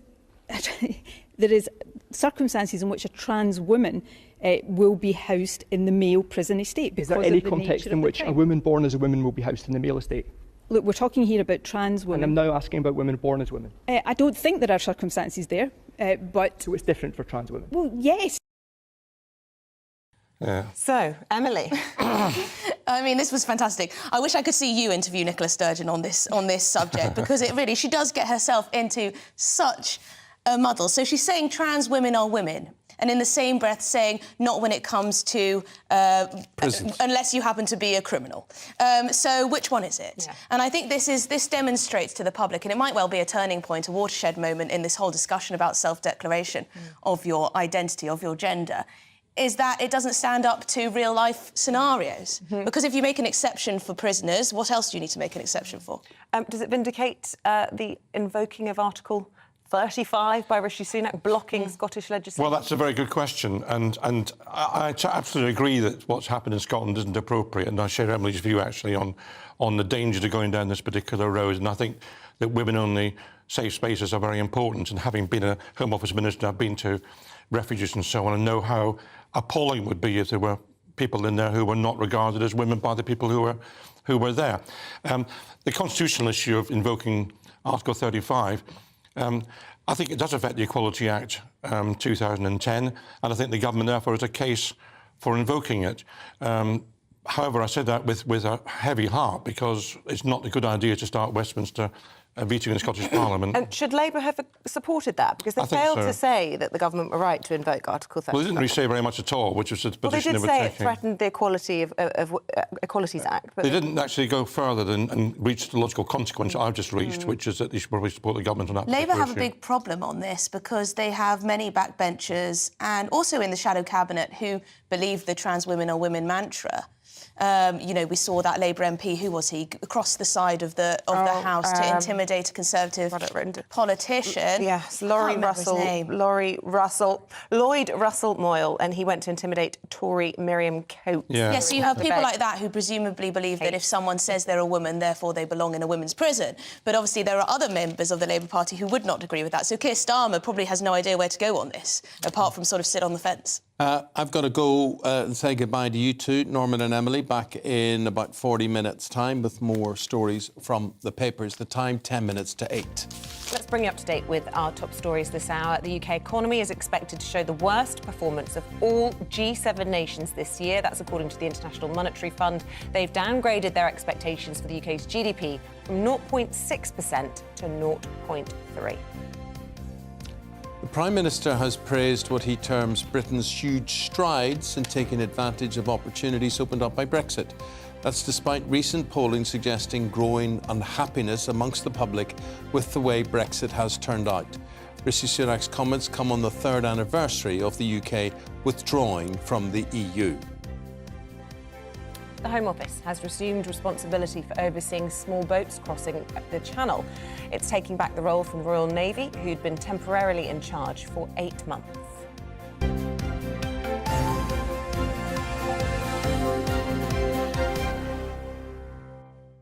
Now, the Princess of Wales has launched a major campaign which aims to help Britain's youngest children have better futures. It was a star-studded event last night at BAFTA's headquarters in London, and Her Royal Highness spoke about the critical importance of the first 5 years of a child's life.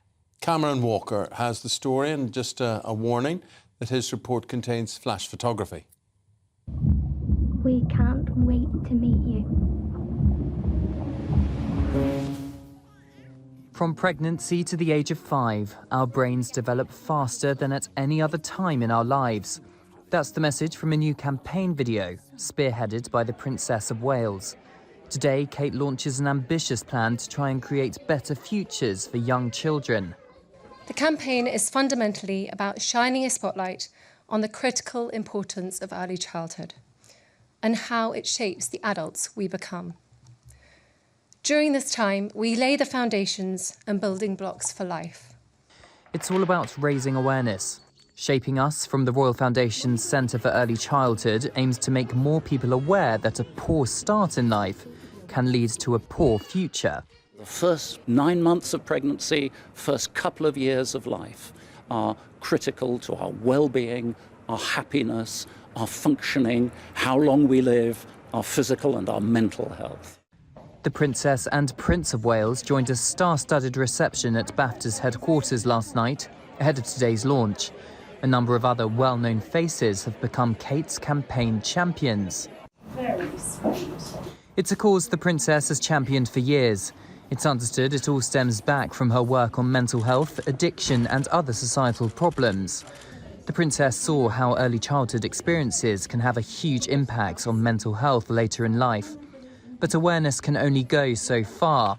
The cost of living continues to bite, and a recent report from early years charity Kindred 2 suggests nearly half of all children are not developmentally ready for primary schools, meaning some are unable to feed themselves, use the toilet, or communicate properly. In response, the Department for Education says they are investing millions in early years recovery following the pandemic. Constitutionally, the Princess of Wales cannot intervene in policy, but public awareness of what's widely seen as a problem is something she can do. Come on, you can do it. It's thought it will be years before we know if Princess Catherine's campaign has had any effect on children's futures. It appears Kate's in this for the long haul, and perhaps will form part of her legacy. Cameron Walker, GB News. Very interesting policy, Yeah. very nice policy, and an even lovelier outfit. Alexander McQueen, I'm told, reliably informed. Yeah. So I wanted to know where she got that from. She wants one. It's a bit too expensive for me. Let's go to the break, yeah. and then after the weather, let's have a look at the weather picture on this Tuesday. Hello, a very good morning to you. It's Aidan McGibbon here with the latest forecast from the Met Office. A fragmenting band of rain will clear south this morning, followed by showers in the north and an increasingly strong wind. This low pressure is responsible. It's over Iceland, but it's still bringing some wet and windy weather to places. However, the band of rain, this cold front, runs into high pressure, so it's a much weakening feature as we go through the morning. Damp for a time for southwestern parts of the country, and cloudy as well. But by the afternoon, most places are seeing brighter skies and drier conditions, especially for England and Wales, but for Northern England, for Northern Ireland and Scotland, showers here and a strengthening westerly breeze. That westerly breeze is going to feel cold, 5 or 6 Celsius in the north, 11 or 12 further south in the afternoon sunshine and lighter winds. But it's cold enough for some of these showers in Scotland to fall as snow above 400 metres and hail at lower levels. The wind strengthens further then on Tuesday night with the risk of gales for exposed northern coasts of Scotland, especially around Orkney and Lewis. 60 to 70 mile per hour wind gusts, perhaps even a touch more in some of the most exposed spots. So risk of disruption here. 3 or 4 Celsius for Scotland, 6 to 7 Celsius further south where we have bright starts to Wednesday, but still quite breezy. And we keep the bright skies and the largely dry weather in the southern half of the UK during Wednesday itself. Northern England, southern Scotland, Northern Ireland, some more persistent rain for a time. And northern Scotland continuing with those strong winds first thing, but the winds eventually easing along with those showers by the afternoon.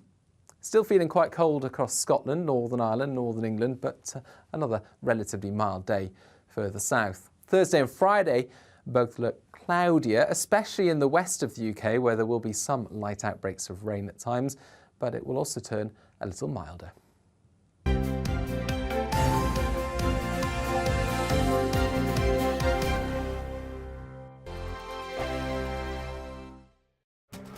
This year on GB News, we've got brand new members in the family.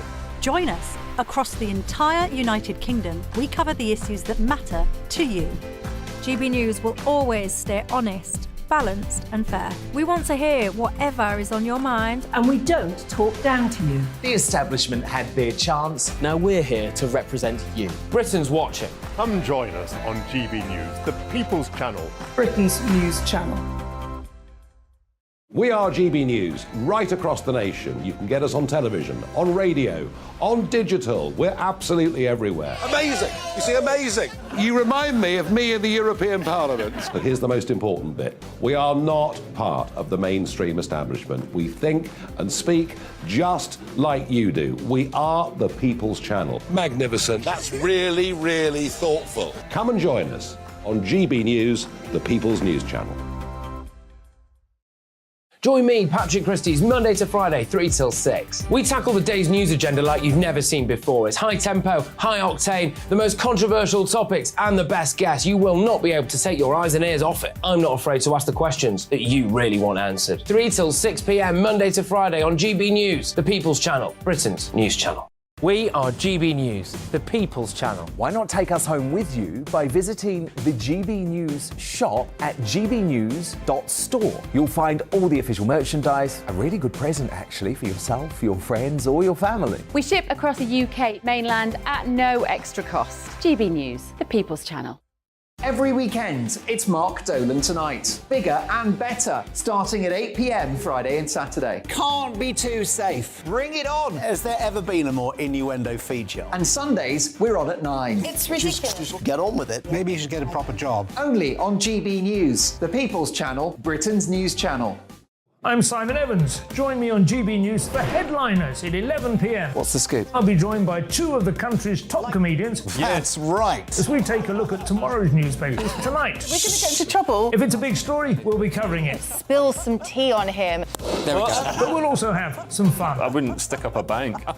My father didn't love me. So anyway. Headliners every night from 11 on GB News, the People's Channel, Britain's news channel. Hello there, it's Eamonn Holmes here from Breakfast on GB News. We're not just on your television and your screens, you know. We're on DAB plus digital radio, so you can listen to your favourite shows on the move. If you've not yet listened to GB News Radio, it's very simple. We're on your radio player and tune-in apps, on your smart speaker, phone or tablet, or online at gbnews.uk. Take us with you wherever you go. GB News Radio. You never have to miss a moment of the People's Channel.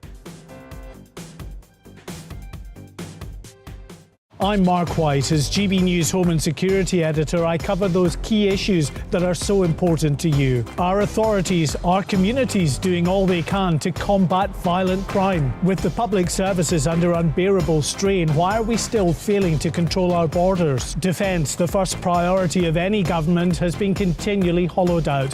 Can we trust our politicians to protect the armed forces? Join me, Mark White, on GB News.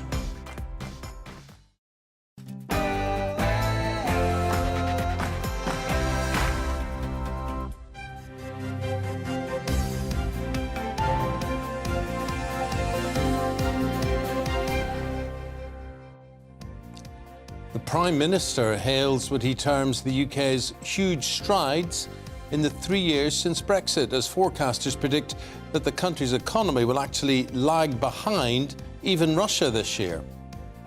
Good morning, it's 8:01. It's Tuesday, the 31st of January. You're watching and listening to Breakfast on GB News with Eamonn Holmes and Isabel Webster. Thank you for your company and leading our news on this Tuesday morning.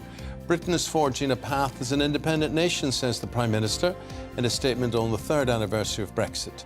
It comes as the Home Secretary warns the Conservatives face defeat at the next general election if migrant crossings aren't stopped. The UK is the only major economy heading for a recession, the International Monetary Fund has predicted. The forecasts see the country falling behind even Russia in 2023. Friends of the missing Lancashire woman Nicola Bulley say her two little girls want their mummy back. Her phone and her dog were found on a beach near where she went missing 4 days ago in St Michael's on Wire. We'll be live from the scene as police appeal for information. And the Princess of Wales has launched a new campaign to highlight the huge importance of early childhood on social and emotional development. Launching the project dubbed Shaping Us, the Princess said it was about raising a generation of happy, healthy adults.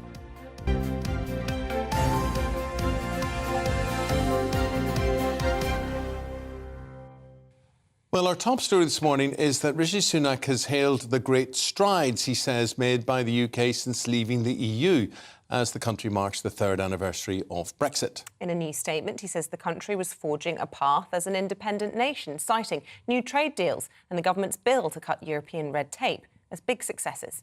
Now, earlier we spoke to the Roads and Local Transport Minister, Richard Holden, who told us Brexit has brought benefits to the country. You've seen some of the benefits over the last couple of years, the very difficult time we had with the vaccine. We wouldn't have done that if we were in the European Union. Some of the reforms coming through around the way we can farm better, already coming through. So I think we are seeing some of those benefits. And then one of the big ones, those trade deals we're starting to sign around the world. Already better deal with Japan than we had previously. Come on, what are these trade deals? What are these trade deals you're beginning to sign off around the world? You know why? Because nobody believes you. Were you signing a big trade deal with the USA? Don't think so. You signing one with China? Don't think so. You've got Australia and New Zealand worth 0.01% value to our economy. Come off it. Well, we've already done a big one with Japan as well. Already improved on what people said we could do. Improved on the deal with the European Union as well. There we go. We're just discussing whether it was a bit harsh on him. In the studio now, we've got the politician Ben Habib. We're going to be talking to him. Well, actually, let's talk to you now before we go to Anna Riley. What do you think? I mean, Rishi Sunak, just what gets me, folks, I always say I don't vote for any of them.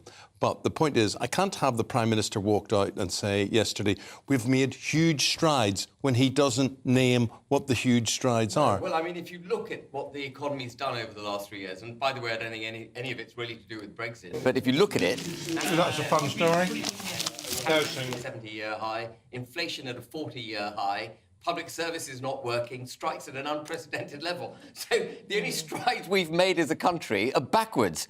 And, you know, it's time. Rishi Sunak talks about the importance of reintroducing integrity into politics. Well, how does he get up and say stuff like that when it's self-evident to every member of the electorate it's not true? But is he saying that because he wants to try and appear to still be a Brexiteer? And I want to point out, people know you on this channel as a former Brexit Party MEP. I love Eamonn's honesty. An ardent Brexiteer, but the problem is, isn't it, that he can't say anything else? He has to. Well, I mean, the reason Rishi Sunak actually can't get up and bash the drum in favour of Brexit is because the Conservative Party hasn't delivered Brexit.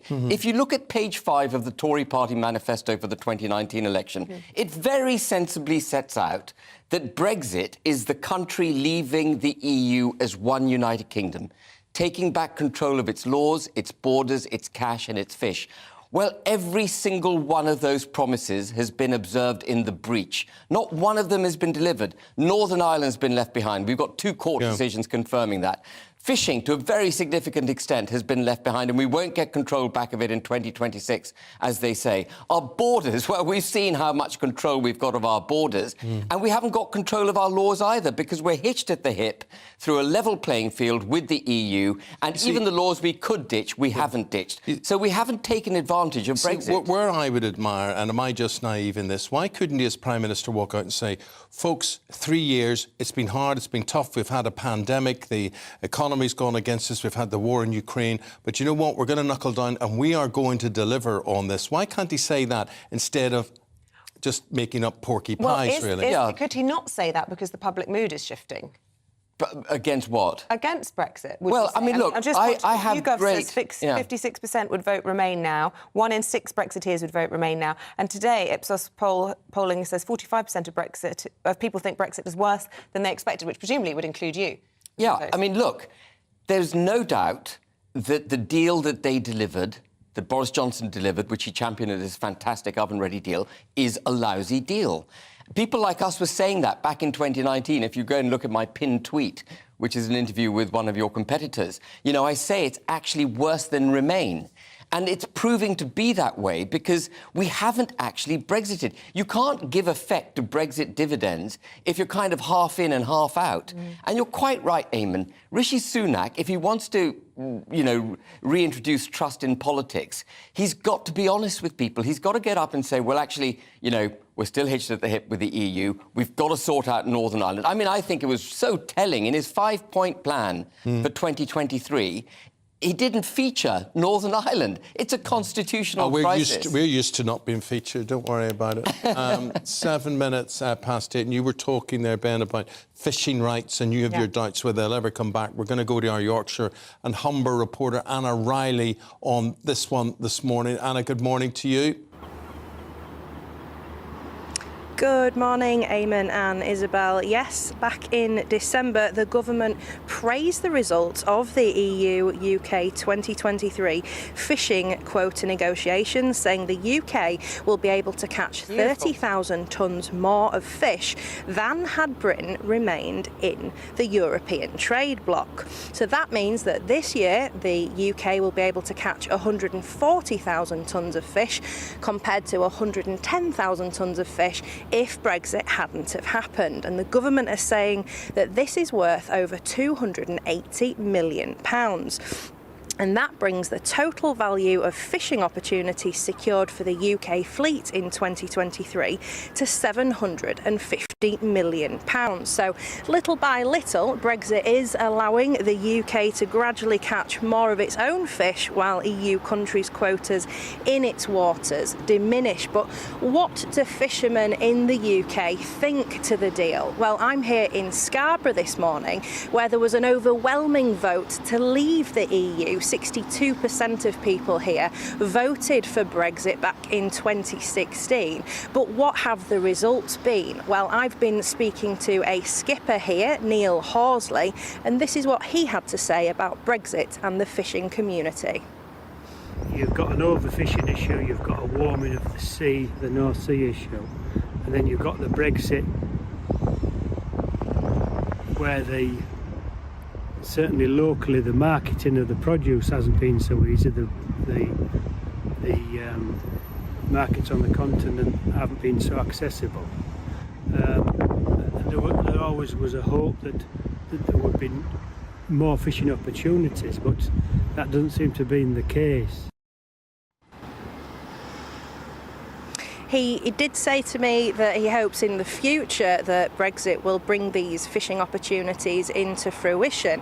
But he also said it's environmental factors that are affecting fishermen right now. He's saying that there's been a change of sea temperature, and that means that the fish that were traditionally caught here, the types of whitefish like cod and haddock, are going further north towards Scotland. So that's making it harder for fishermen here to get that catch. So he's said that government could do things like create nurseries for the increased population of these types of fish, and meanwhile they've had to diversify here, so they're doing more shellfish sales, shellfish catching, and they've gone more into the tourism trade as well, taking people out on chartered boats to do a little bit of fishing but also a little bit of sightseeing of the natural beauty of Scarborough.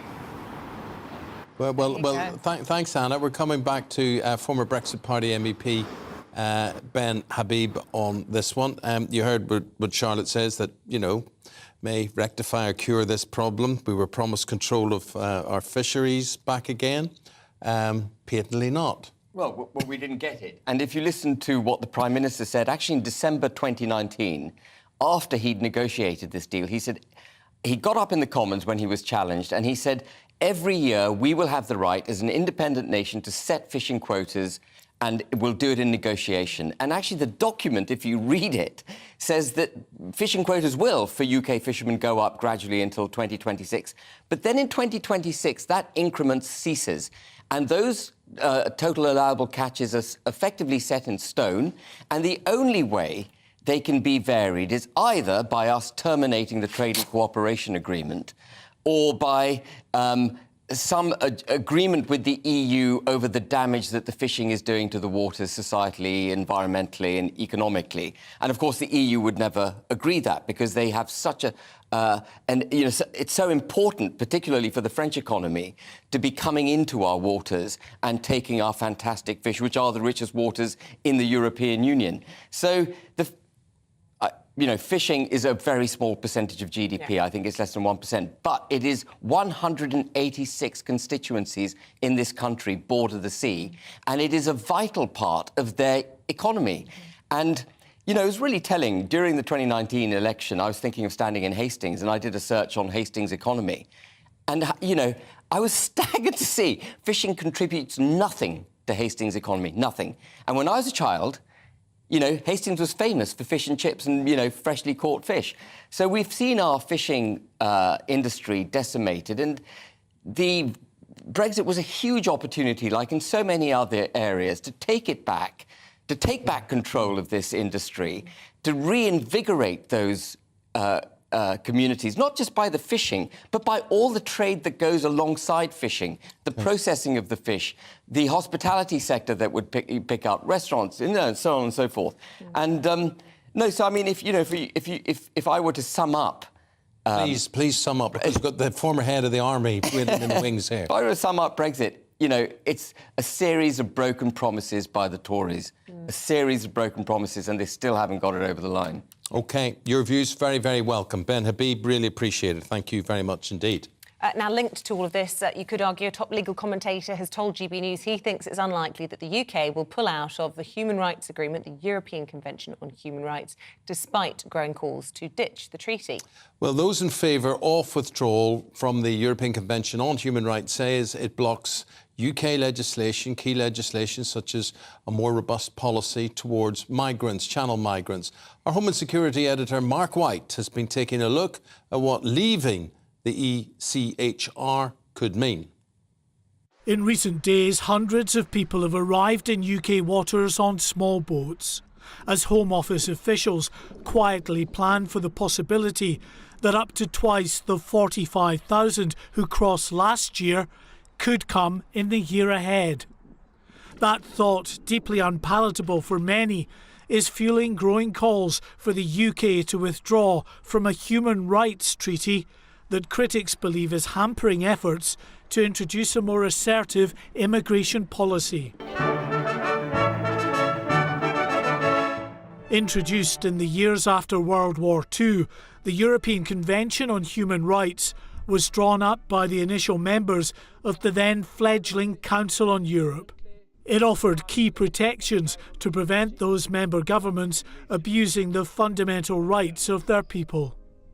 But critics say there is no need for the UK to still be tied to such a treaty, that its ludicrous judges in a European court can make rulings against British government policy post-Brexit. They cite the recent decision by the court in Strasbourg to block a Home Office flight bound for Rwanda as part of a deal struck with the African nation to process asylum seekers there. He's absolutely right. Can I thank him for raising this? It's critically important. But despite its many critics and indications by Justice Secretary Dominic Raab that he would be willing to consider it, seasoned legal commentator Joshua Rosenberg thinks it's highly unlikely the UK will ditch the treaty. This doesn't seem remotely likely. It was something that Dominic Raab floated towards the end of last year. It's not been picked up by anybody else. It's certainly not part of the bill that's before Parliament, and that bill itself seems to be going nowhere. It was published last summer, but hasn't yet had its first main debate, its second reading debate, as it's called, in the House of Commons.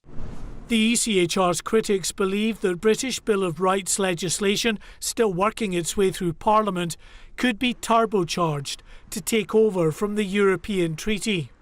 There's no doubt it would be complex, though, as the ECHR is woven into the very fabric of UK human rights laws. And there's another major issue at play here. Despite the imperative to deal more robustly with the likes of the small boat crisis, the government is proud of the UK's record on human rights. Pulling out of the treaty would be seen by many as a major blow to Britain's long-held position as a champion of human rights on the international stage. Ditching the ECHR would put the UK in the same club as the only other 2 European countries not signed up to the treaty, Belarus and Russia. Mark White, GB News.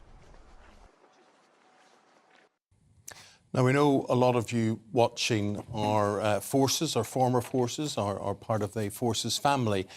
So we're moving on to talk about the Army and questions raised about just how fighting fit the Army is. Yeah, and the chairman of the Defence Select Committee, Tobias Ellwood, isn't impressed. He says it's in no good state. The government needs to reverse what he described as swathing cuts to the Army, as much of its equipment has become obsolete. Well, let's get some reaction from the former head of the British Army joining us in the studio, General Lord Richard Dannett. General, a very good morning to you. Good morning.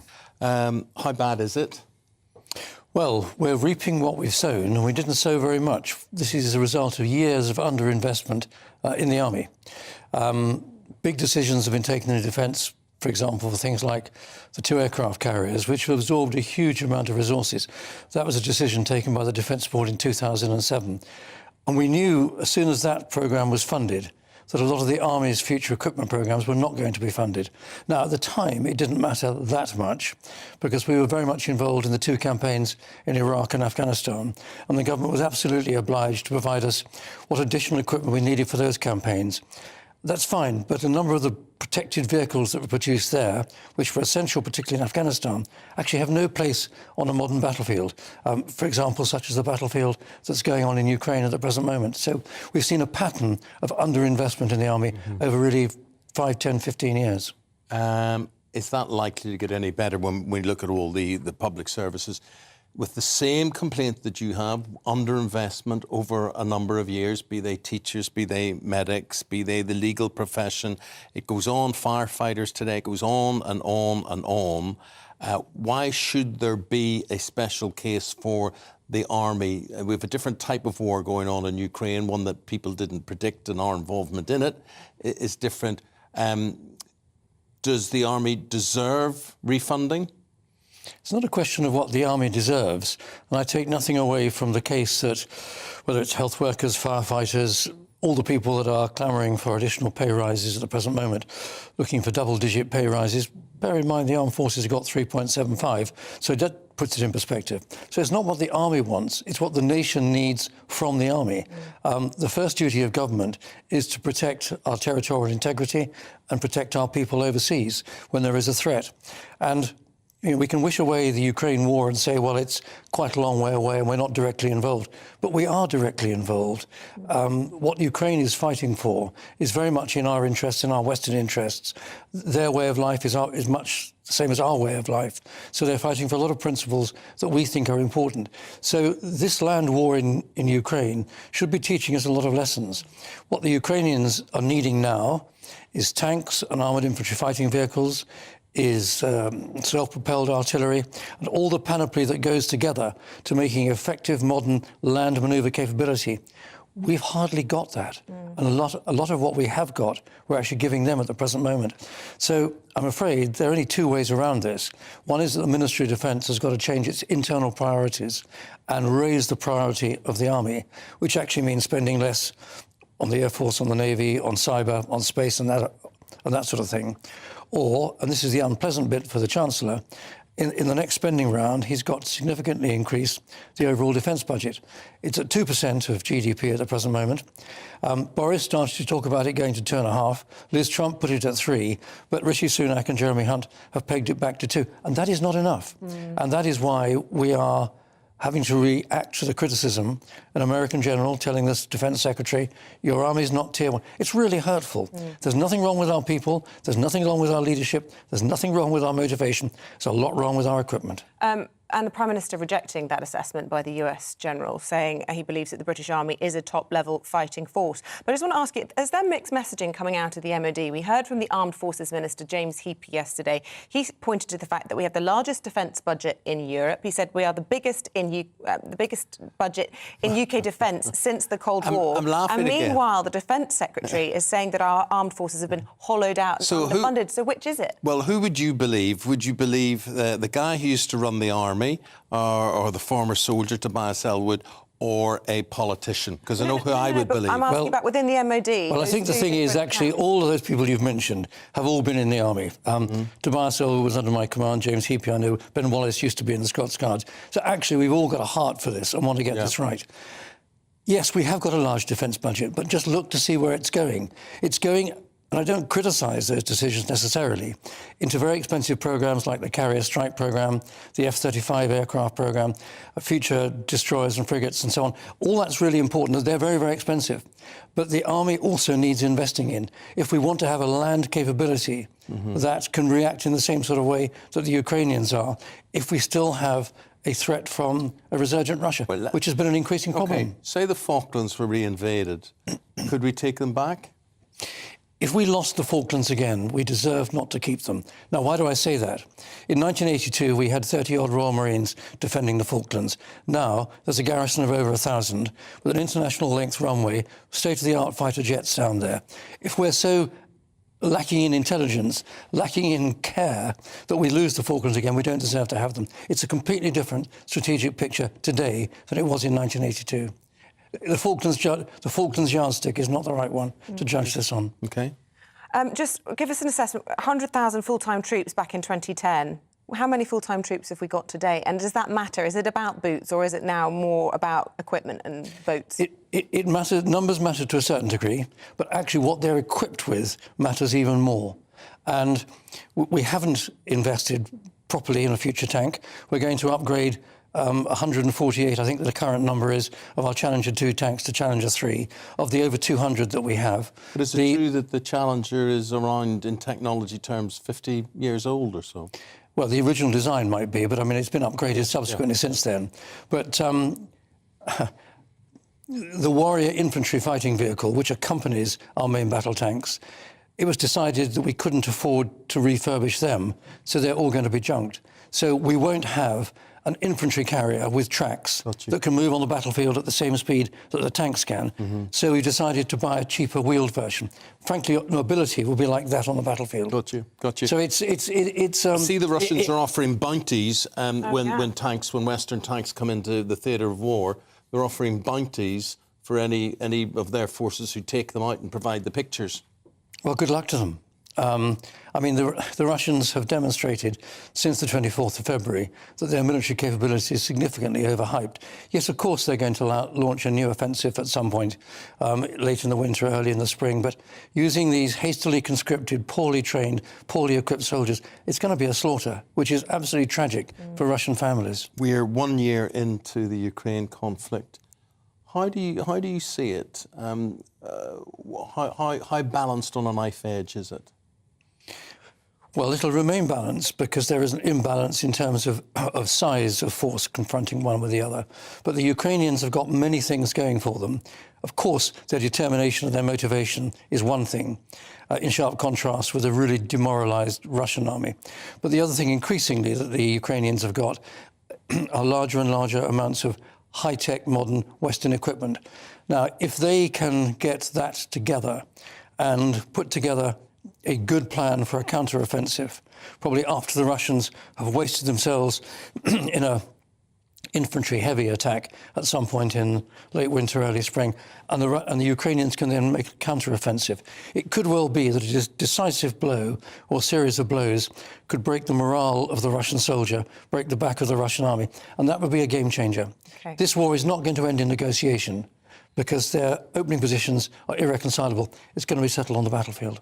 General Lord Richard Dannett, always lovely to have you in the studio. Thanks very much. Thanks, Isabel. For coming in. Thanks, Ian. Thank you. General Lord Dannett is former head of the British Army. He was the boss man. Right, the time is 26 past 8. We'll take a break there, and we're talking about the Princess of Wales. She's launched her new campaign to support early childhood. We're going to be talking to an expert on the subject about how we can help children become happy adults.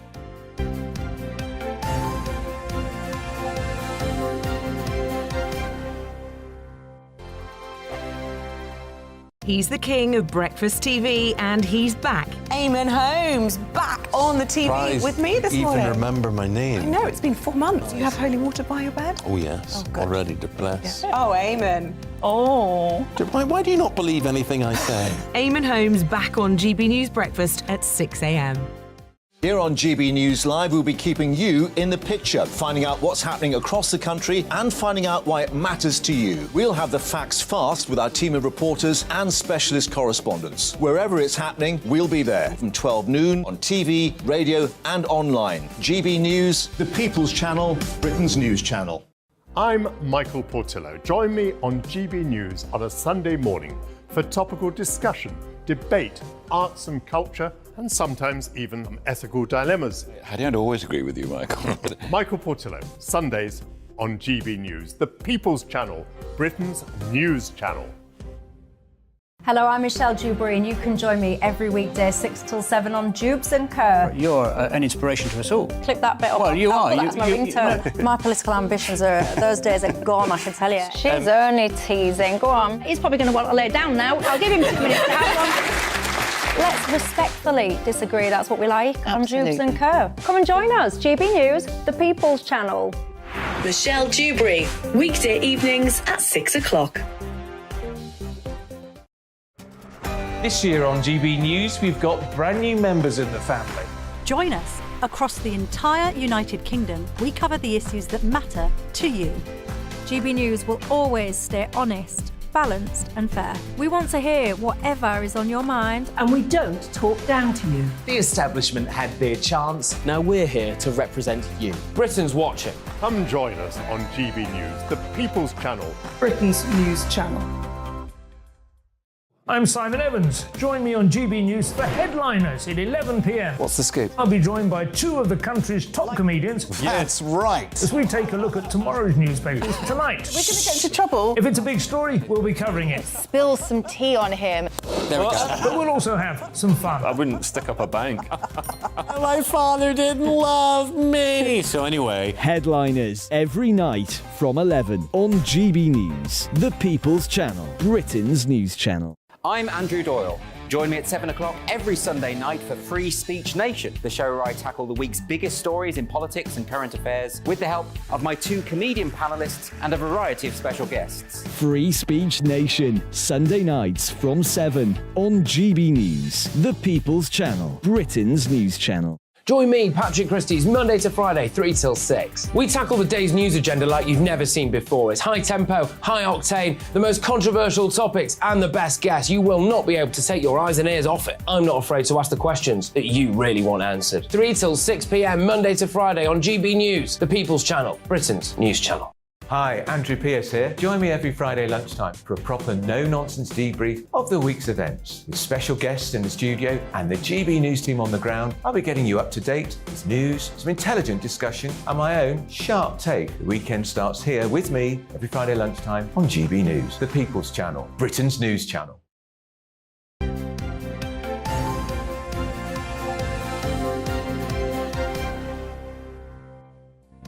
Welcome back. It's 8:29, still to come on the show this morning.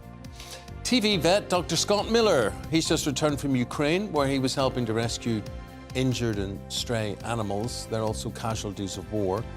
See his pictures, hear his Look at stories. that puppy. I know, look at that, 8:45. Oh. That puppy's looking for a home now, Isabel. Oh, don't Could be you. tempt me. Could be you. Then just after 9, we welcome back the former tabloid editor Eve Pollard. She'll be giving us her take on all the big stories of the day, including her thoughts on Brexit 3 years on. As always, very welcome for you to get in touch. You can tweet us, you can email us, and we're here ready to read out what you've got to say, because we like to know how you're thinking.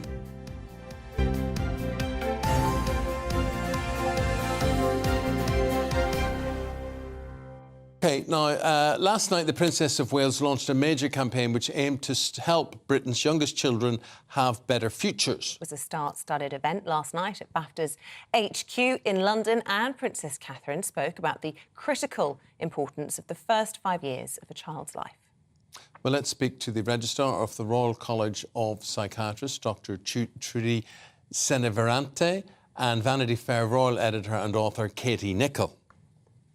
Good morning to you both. Good morning, both of you. Star-studded event last night, and we're able to hear Princess Catherine speaking. She's on the front of most of the papers this morning, looking fabulous. But what was she saying? She was saying amazing things, and I have to say, she has spearheaded the most amazing lifetime campaign. So she was launching this phase of her campaign, which actually has been, she's been working on this for many, many years already, well over a decade. And the fundamental point was about the absolute critical importance of the first 5 years of our life as human beings. Actually, all the time from preconception, conception onwards, in pregnancy, right up to 5, how children are nurtured, looked after, the way the brain grows, the fizzing activity of the brain in those first 5 years, which is the most it grows and the most quickly it grows in, you know, our entire lives. And really the importance of all of us, not just parents and carers, but actually all of society nurturing children right at these critical It is amazing, stages. Doctor, the amount of people who have issues in their adult life that has stemmed from them being children or how they were treated. How can she, or how does she expect us to shape those children differently? By doing what? I think it's a huge societal effort. I think it's the most important thing is actually we as a society, whether we're parents or not, really understand the critical importance of those early years. It's really important that all of us have a role to shape those, you know, our children, to influence those relationships, to help them build relationships, to help what we call, help them develop, or help us develop our social skills, our emotional skills. And actually those then lay the foundations for the rest of our lives. And if those relationships and those interactions and the way children are nurtured is not correct, it can have dramatic and profound negative effects later on in life. And so, you know, the message is we can all make a difference in this space. And Katie Nicholl, why does she want to make a difference? Why is she so wedded to this project? Well, this isn't a new project, is it? As Absolutely you know, not. you've been working with her for years on this, and I think it's significant that she's used her first sort of big moment as the Princess of Wales to launch this long-term campaign that is going to be screened in cinemas. You're going to see it on billboards. We're all going to be talking about this, she hopes, in the same way that we've all started talking about mental health, something that we wouldn't have had as part of our national conversation had it not been for William and Kate. So I think both of them, as Prince and Princess of Wales, are looking at issues where they not only want to put this global spotlight, but where they think they can make a difference. And she clearly truly believes that by intervening in these early years, you're going to take away problems in later life. I think this is all part of being a future king and queen and wanting the best for the future generations. I think it's a very authentic comes from a very authentic place. And obviously she has experience of it, mother of 3 children. She's got through, I think, almost all 3 of them. How old's Louis now? Well, he's only 4, but, you know, it's interesting because she was asked about that, whether it was because, and I think people assume because she's a mother of 3 young children, but it wasn't. It was her work into addiction years ago that made her realise that often addictions and these problems start early on, so start tackling in the early years. You know, we so rarely, I just want to speak to our director and producer here, that we so rarely hear her speak, and I don't know if we have a clip of her or you have available. We don't have her. We rarely hear her speak, and you're not going to hear her speak now. But she spoke very eloquently. You guys were there. I mean, you hear it. I mean, she's a good speaker. Oh, she's a fantastic speaker, and she has an enormous knowledge base now. And she has built up that knowledge year on year, speaking to experts, visiting centres, children's centres, schools. She's really interested in the science of this, actually how our brains behave in pregnancy and afterwards, how our brains respond to adversity, to trauma, and actually how you can turn that around. So she wants to ground the work in neuroscience, in science, in evidence base. and think about implementing research or best practice. And the awareness-raising piece, which is just so important, that actually so few of us in society appreciate the importance of the early years. Parents know the importance of the early years, don't they? Is there a danger in all of this? And don't get me wrong, I think Princess Catherine's fabulous, and I think it's great that she's highlighting this. And perhaps I'm not her target audience. I do have children that have just got through this age bracket, though. Is there a danger that it piles pressure on parents even more? I'm thinking, God, what have I done wrong in those early years? And, you know, gosh, well, this has formed their entire life. And, you know, I already did everything I possibly could for them in those years. What could I have led to addiction? Will I be responsible? You know, is there a risk that it could make one of the really important points about all of this is taking away that guilt, taking away that pressure, because actually society is very good at piling on pressure onto parents. You only have to look at what goes on for parents. There's an awful lot of pressure. So this is all about taking this away and really saying it's okay. You know, you can love your children, you can nurture your children. And yes, there are terrible things like, you know, not having enough money and not having the resources. But actually, most of this does not cost money to love children properly. Yeah, but it costs time. Costs time, doesn't it? Yes, but we need to think about, well, how do we create that I wonder did it give you a guilt complex, you know, as a mum and as a, you know, working professional as well? Yes. Well, I mean, listen, I've spoken with the Princess of Wales about this, and she's spoken publicly about that mum guilt, and I absolutely feel it. I've got two little children, I have a 10-year-old and a 5-year-old, and Isabel, what you're saying, I'm sitting here thinking the same thing. Gosh, you know, am I always around enough? You know, am I spending enough time? Should I be here, or should I have been doing the school run this morning? I think we all struggle with it.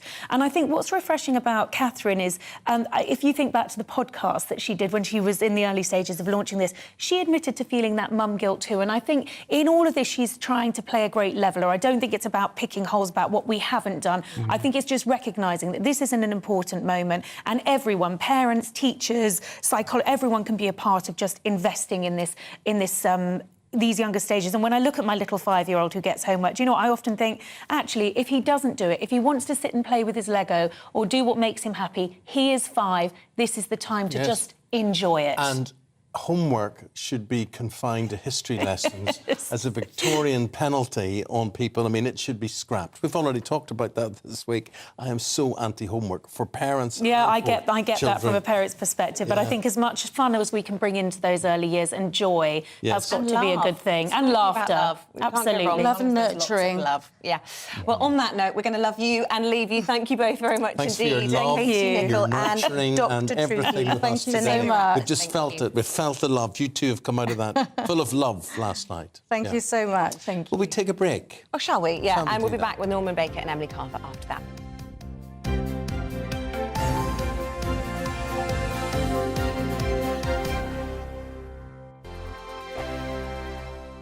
We are GB News, and we'd like to say thank you to each and every one of you for bringing us your conversations, for helping our great nation find its voice. We are here for you on radio, television, and online, across England, Scotland, Wales, and Northern Ireland. It's not the BBC, you know, you actually get your facts right. We are proud to be GB News, the People's Channel, Britain's news channel. Monday to Thursday, 9 p.m. till 11 p.m. Join me, Dan Wootton. I'll bring you the sharpest takes and hottest debates. Do you not believe in prison? I don't believe in prison. I'm completely stunned. I guarantee you there'll be no spin, no bias, no censorship. I actually was personally quite offended by it. And no reason to go to bed. So I guess they've always been quite woke. That's Dan Wootton tonight on TV, radio and online. Monday to Thursday from 9 p.m. till 11 p.m. on GB News. The People's Channel, Britain's news channel. Monday to Thursday on GB News, it's Bev Turner Today from 10 a.m. We're going to be here for you, our GB News family, to keep you up to date, but also make you smile. The guy went from puberty to adultery. And I can't wait to bring a few of my own opinions. I have no time for cultural totalitarianism. We'll engage in passionate, but always polite debate, with your thoughts and opinions at the centre of it all. Only on GB News, the People's Channel, Britain's news channel. Join me every Sunday at 6 p.m. for Gloria Meets. In exclusive interviews, I'll be finding out who our politicians really are and what they really think. It's something that you would never want anyone to suffer. I didn't know what channels there were. I didn't think I'd be believed. I must have weighed about 7 stone and I'm 5'8". My instincts was to sort of cover this up. I mean, clearly that was a mistake. Join me every Sunday at 6 p.m. on GB News, the People's Channel, Britain's news channel. Join my show Farage, 7 p.m. till 8 p.m. Monday through Thursday, and there you will get opinion, analysis, debate, and I'll cover stories that nobody else dares to touch. You've been cancelled. Join the club. Oh my goodness me! And then for the last 15 minutes, talking pints. We're over a drink. We have a civilised conversation with someone. We very often disagree, but we do it in a grown-up way. Come and join me on Farage. Join me, Nana Akue, Saturday and Sunday afternoons on GB News. Expect fiery debate and passionate discussion as me and my panel tackle some of the biggest topics hitting the headlines. It's a place for everyone's opinion. No one gets cancelled, but no one gets an easy ride. Oh, she's on it today! Be ready for conversations that are fierce, frank, and of course, fun. Every Saturday and Sunday afternoon from 4 p.m. on GB News, the People's Channel. We are GB News, the People's Channel. And right across the United Kingdom. You can find us on Sky Channel 512. Virgin Media Channel 604. Freesat Channel 216. Freeview Channel 236. And YouView Channel 236. You can also take us with you on DAB Plus Radio. With the GB News app and at the website gbnews.uk. We're absolutely everywhere. Come join us on GB News, the People's Channel, Britain's news channel.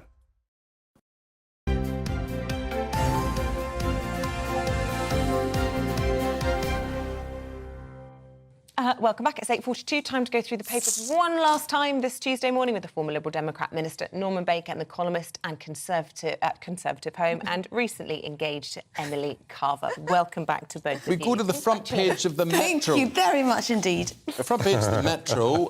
Norman, you're going to deal with this one. And Kremlin denies Boris' claim of a Putin death threat. Well, they would, wouldn't they? No time to lie. Yeah, and allegedly, according to Boris Johnson, Putin said, Boris, I don't want to hurt you, but with a missile it would only take a minute, or something like that. Well, these are two, for my mind, unattractive politicians. One's a psychopath, namely Putin. The other one's he is a liar, I'm afraid, and he's been proved to be one. The Star, Daily Star, has an even shorter version of this, which is liar's a liar says liar, as their way of putting it. I think that's a very irresponsible headline by the Metro. You think so? Yes. Well, I don't think so. Well, suggesting that Boris Johnson is the one who's the that we should be having a go at. Yeah. Well, you have both of them. I mean, who are you going to believe, Boris Johnson or Putin? Neither, actually. Do you think they're on an equal footing? No, they're different in different ways. They're both unattractive in different ways. But I mean, come on. One's essentially committing a criminal war. Yes. And the other, what? The other got has Brexit through. No, the other has damaged Parliamentary's reputation by the way he's behaved, through Partygate and everything else. They're not on a par. No, I didn't say they were on a par. I said both of them are unattractive politicians, which is the truth of the matter.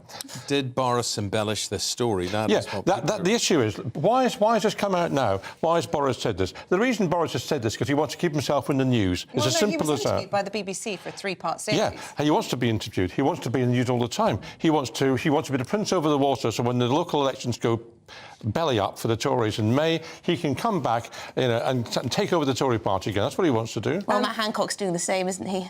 He hasn't got any chance doing that. Well, he's not becoming Prime Minister again, but he's all over the morning news. Emily, we haven't talked much about teacher strikes this morning. Yes. Exactly this time tomorrow, my children will be being marched to the school gates with no idea whether they're going in or out. And they'll be going, yay! Because the unions are telling teachers not to let the school, the head teachers, or indeed the parents know, because that is part of the disruption that they want to cause as part of their industrial action. Is that right? Is that fair on the equally hard-working families and the children who have already gone through lockdown, and we know all the outcomes that have been caused by that on children's. Well, I don't think it's fair on the head teachers who are trying to organise their schedule to not know whether their teachers, whether they're, you know, the people that they've hired to do a job are going to turn up or not. I mean, of course, the trade unions say you don't have to let them know. That's part of the disruption. That's the part of the whole point of striking. The government's obviously saying, please do tell the head teachers whether you're coming in or not. But yes, the collateral damage is children. And of course, many parents don't have childcare readily available. So they may have to miss a day of work. So it's all very difficult, and the damage I don't think is justified, considering the fact that, you know, many of the unions, the teaching unions, were during the pandemic the first to say let's shut down the schools, and now they're saying let's shut down the schools again for strike action. OK. I want your views on this, if that's OK, quickly before we move on, Norman, because it's interesting how during the pandemic, Sir Keir Starmer very clearly said he didn't think it was right for unions to strike, and now he isn't saying that when it comes to schools. No, well, look, I mean, what the Labour Party is doing, and this is what opposition parties do before general elections, is they try and say nothing very much which incriminates them, because they don't want to give ammunition to the government. So Keir Starmer is saying as little as possible about anything, in order that when he comes to the election itself, he's got no problems with attacks from the Conservative Party. That's what he's doing. So he's inconsistent on teachers, as he is on many other things. What is consistently happening, and the Mirror reports on this today, is that sea levels are rising. Yeah. And the effect, they're reporting on the effect this has on certain communities. This is a really good investigative story by the Mirror on page 2021. And there's two aspects of this which I think need to be borne in mind. One is that because of climate change, we're seeing huge amounts of erosion, coastal erosion, where people's houses are disappearing into the sea. And I've seen this down in my own part of the world in Sussex. But secondly, which is also in the Mirror story, and well done to them for identifying this, is that a third of the coastline is now no active intervention. That's the term for the Environment Agency. But yet developments are still taking place there. And if those houses which are now built fall into the sea, people don't just lose their houses, they could actually end up owing money because they're going to mortgage on the house. Very sad, very, very... Well, alone we're not going to be able to solve the rising tides, but we can adapt and plan Yes. Talking about planning ahead, Valentine's Day, Emily, is on the 14th of February, and I always find it difficult thinking up a new rhyme, a new message, what to do there that will float Mrs. Holmes's boat. Well, now you can just do this. Which is? Essentially, a new app, if people haven't heard of it yet, is called ChatGPT, and it's an AI technology that, well, children are now using to write their essays, but also you could use them for a little love note for your partner. You could write, please write me a love note to my husband of 10 years or my wife of 10 years, and they'll write a little passage for you. And some of them are actually quite good. My brother wrote me an engagement card using the chat bot. Yes, it was actually quite sweet. Rephrase that then. Your brother did not write you anything of... I mean, actually, on a serious note, sorry to be the boring person on the panel always, we saw Elaine's, which is one of the top schools in Dulwich yesterday, coming out and saying they're actually having to get rid of essays now as a form of assessing their pupils because they are unable to distinguish between those that have basically been plagiarised using this incredibly sophisticated bot. Unless they have them sitting in front of them in the classroom and tell them to write it there and then. There and then. I hope this is the end of coursework, because I do think that's a bit of a shame. Yeah, You just get someone to write it for you. But how come your intended didn't wait until Valentine's Day before He couldn't wait a minute longer. Yeah, because she was snapped up. It's officially off the market, guys. OK, thank you, guys. Lovely having you this morning. Norman Baker and Emily Carver. The time, 10 minutes to 9. Well, I lie, it's nearly 10 minutes to 9. Let's bring you up to date with today's top news stories. The UK's economy is expected to show the worst performance of all G7 nations this year. The International Monetary Fund has downgraded its expectation for the UK's GDP from 0.6% to 0.3%. Prime Minister has praised Britain's huge strides in taking advantage of opportunities opened up by Brexit, says he. That's despite recent polling suggesting growing unhappiness amongst the public with the way Brexit has turned out. Rishi Sunak's comments come on the third anniversary of the UK withdrawing from the EU. The Home Office has resumed responsibility for overseeing small boats crossing the Channel. It's taking back the role from the Royal Navy, who'd been temporarily in charge for the last 8 months.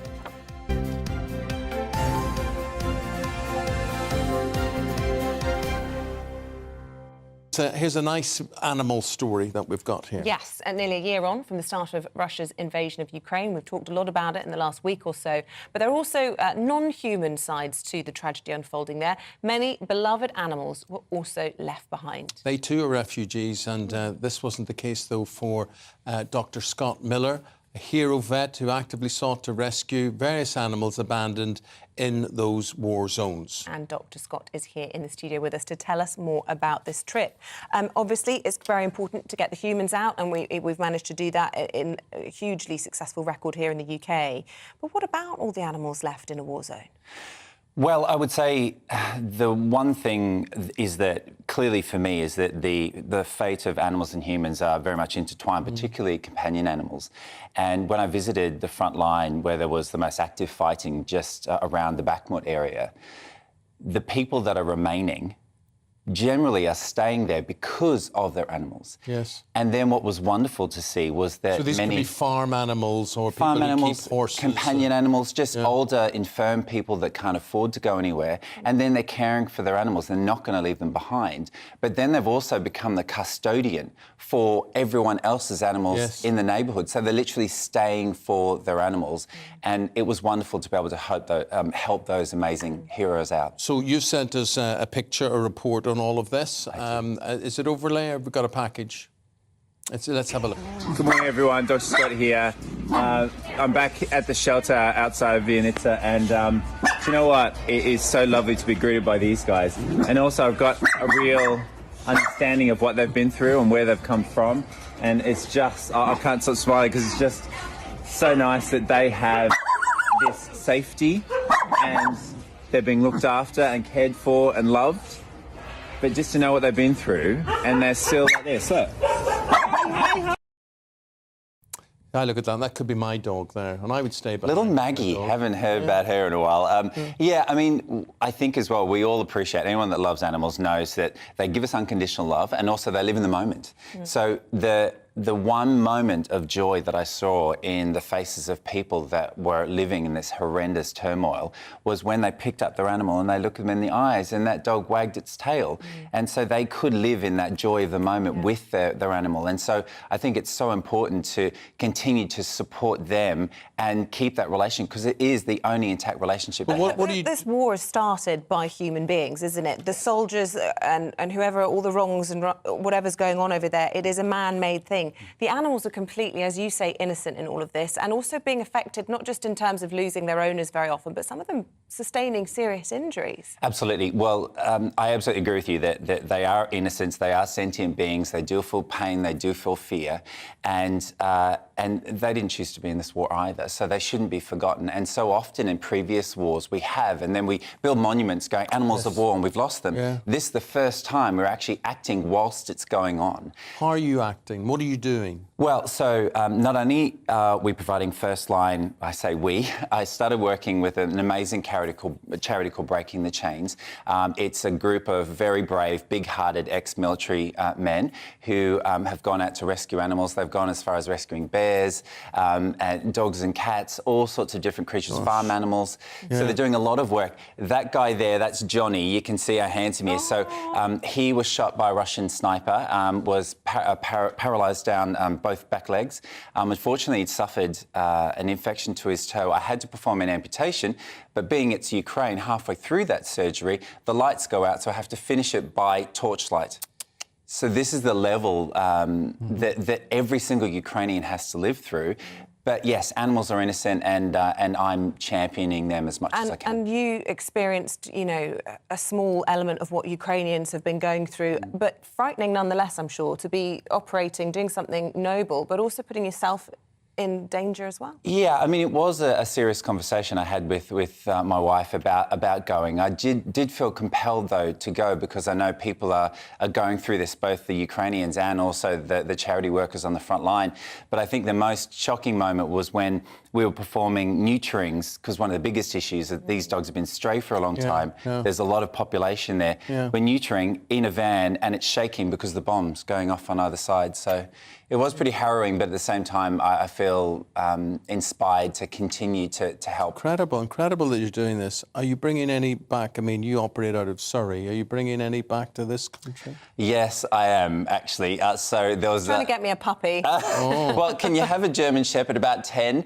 His name is Shep. You may have seen a picture of him. He has an old fracture in his forelimb. Aww. We were going to the front line, so we couldn't take him right then, but I have got a soft spot for him. And the guys, thank you, Tom, has then gone back. They're about to rescue him any day. He'll be coming to the UK. We'll be sorting out his leg. And so if you want a gorgeous German Shepherd called Shep, he is waiting to be loved. And if people watching this do want to adopt and help and get involved, how best can they do that? So follow my social media channel, Dr. Scotty M, but also I've got a GoFundMe page for a animal ambulance. So it's a souped-up version of a general ambulance that can cope with the terrain, but we can get out to the areas that need us most. So you obviously plan to be out again? Yes. Yes, I can't. Once I've seen it, I can't unsee it. And after half an hour of decompressing, my wife immediately said, "You've got to go back out," and I said, "Yes, I am." Well, it's a great thing. Thank goodness there's people like you. Well, there's no one like you. You are. He is Hero Vet. He is Scott Miller. There's no one like you either, Eamonn Holmes. I hope not. Scott, lovely talking Thank to you you. for having me. Lovely to see all those pictures and making people aware of what they can do. Thank you, guys. I really do believe when people despair at the depths that humanity can plumb, they do turn to animals more than anything, don't they? Because they never let them down. After the break, we'll be speaking to the former tabloid editor Eve Pollard. We'll get her take on the Brexit anniversary, 3 years today.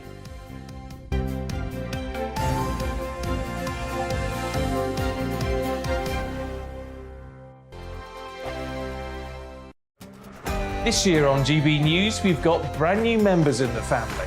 Join us. Across the entire United Kingdom, we cover the issues that matter to you. GB News will always stay honest, balanced and fair. We want to hear whatever is on your mind. And we don't talk down to you. The establishment had their chance. Now we're here to represent you. Britain's watching. Come join us on GB News, the People's Channel. Britain's news channel. We are GB News, right across the nation. You can get us on television, on radio, on digital. We're absolutely everywhere. Amazing. You see, amazing. You remind me of me in the European Parliament. But here's the most important bit. We are not part of the mainstream establishment. We think and speak just like you do. We are the People's Channel. Magnificent. That's really, really thoughtful. Come and join us on GB News, the People's News Channel. Join me, Patrick Christie's, Monday to Friday, 3 till 6. We tackle the day's news agenda like you've never seen before. It's high tempo, high octane, the most controversial topics and the best guests. You will not be able to take your eyes and ears off it. I'm not afraid to ask the questions that you really want answered. 3 till 6 p.m, Monday to Friday on GB News, the People's Channel, Britain's news channel.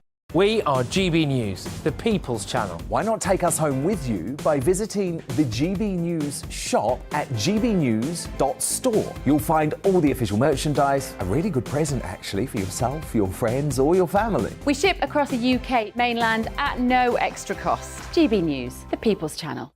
Every weekend, it's Mark Dolan Tonight. Bigger and better, starting at 8 p.m. Friday and Saturday. Can't be too safe. Bring it on. Has there ever been a more innuendo feature? And Sundays, we're on at 9. It's ridiculous. Just get on with it. Maybe you should get a proper job. Only on GB News, the People's Channel, Britain's news channel.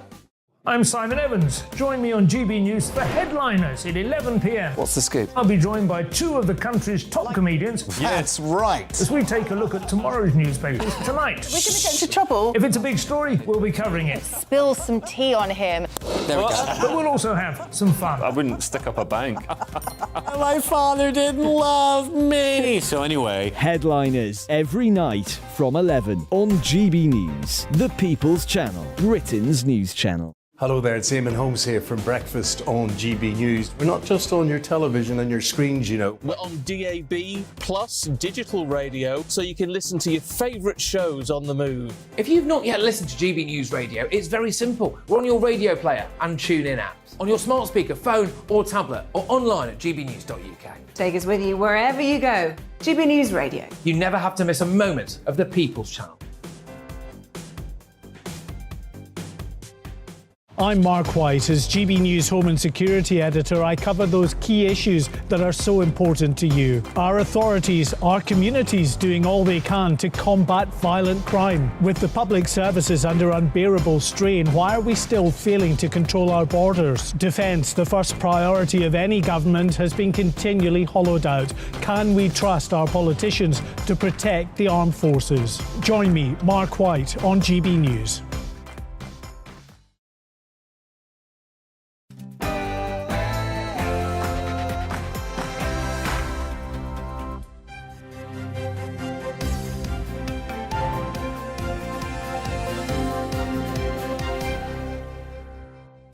The Prime Minister hails the UK's huge strides in the 3 years since Brexit, as forecasters simultaneously predict that the country's economy will lag behind even Russia's this year. Hello there, very good morning to you. It is 9 o'clock on this, the last day of January. It's Tuesday morning. You're tuned into Breakfast on GB News with Eamonn and Isabel. Thank you for your company. Here's what's leading the news this morning. Britain is forging a path as an independent nation, Rishi Sunak has said in a statement on the third anniversary of Brexit. It comes as the Home Secretary warns the Conservatives face defeat at the next general election if migrant crossings aren't stopped. The UK is the only major economy heading for a recession, says the International Monetary Fund. The forecasts see the country falling behind even Russia in 2023. Friends of missing Lancashire woman Nicola Bulley say her 2 little girls want their mummy back. Her phone and her dog were found on a bench near where she went missing 4 days ago in St Michael's-on-Wyre. We'll be back live on the scene as police are appealing for any information. The Princess of Wales has launched a new campaign to highlight the importance of early childhood on social and emotional development. Launching the project, dubbed Shaping Us, the Princess said it was about raising a generation of happy, healthy adults.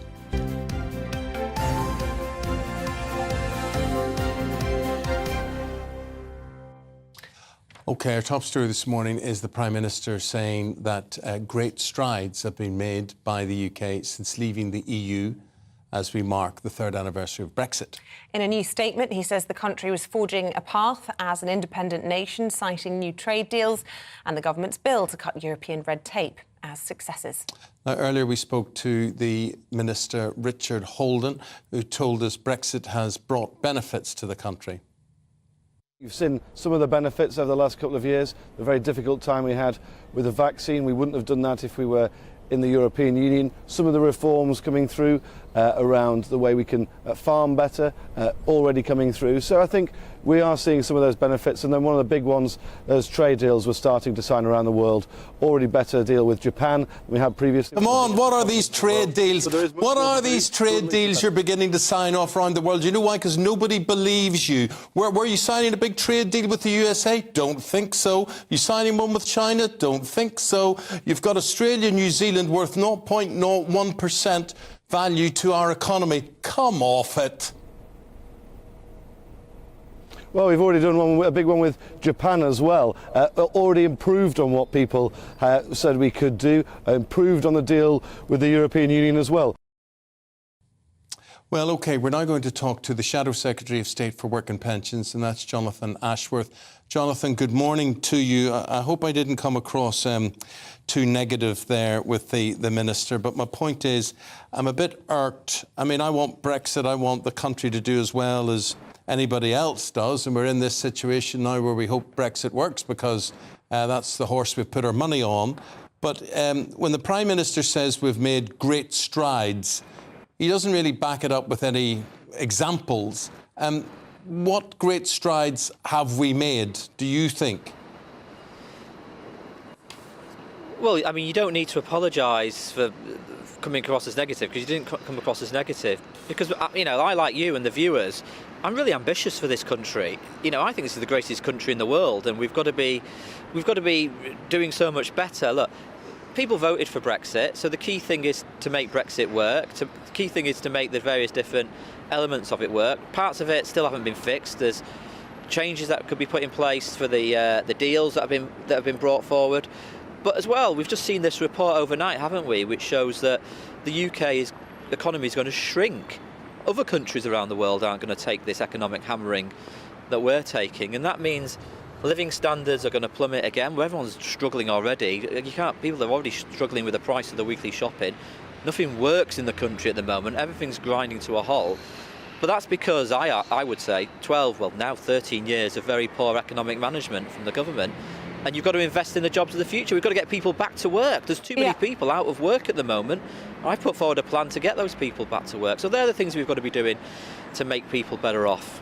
OK, well, we can talk more about whether or not the strikes will be going ahead under a Labour administration and, indeed, this IMF report that you're talking to in a moment. But just sticking with Brexit, I just wonder, I mean, we've heard definitely a softening of the position from Labour in recent weeks, definitely indicating a more soft Brexit than perhaps many Brexiteers would like to see if they were in power, a closer alignment with the European Union. We're seeing the polls showing a significant number of people, YouGov, 56% say they would vote Remain. Now, 1 in 6 Brexiteers would now vote Remain. I mean, some people would be suspicious that a Labour government would eventually actually want to rejoin the European Union.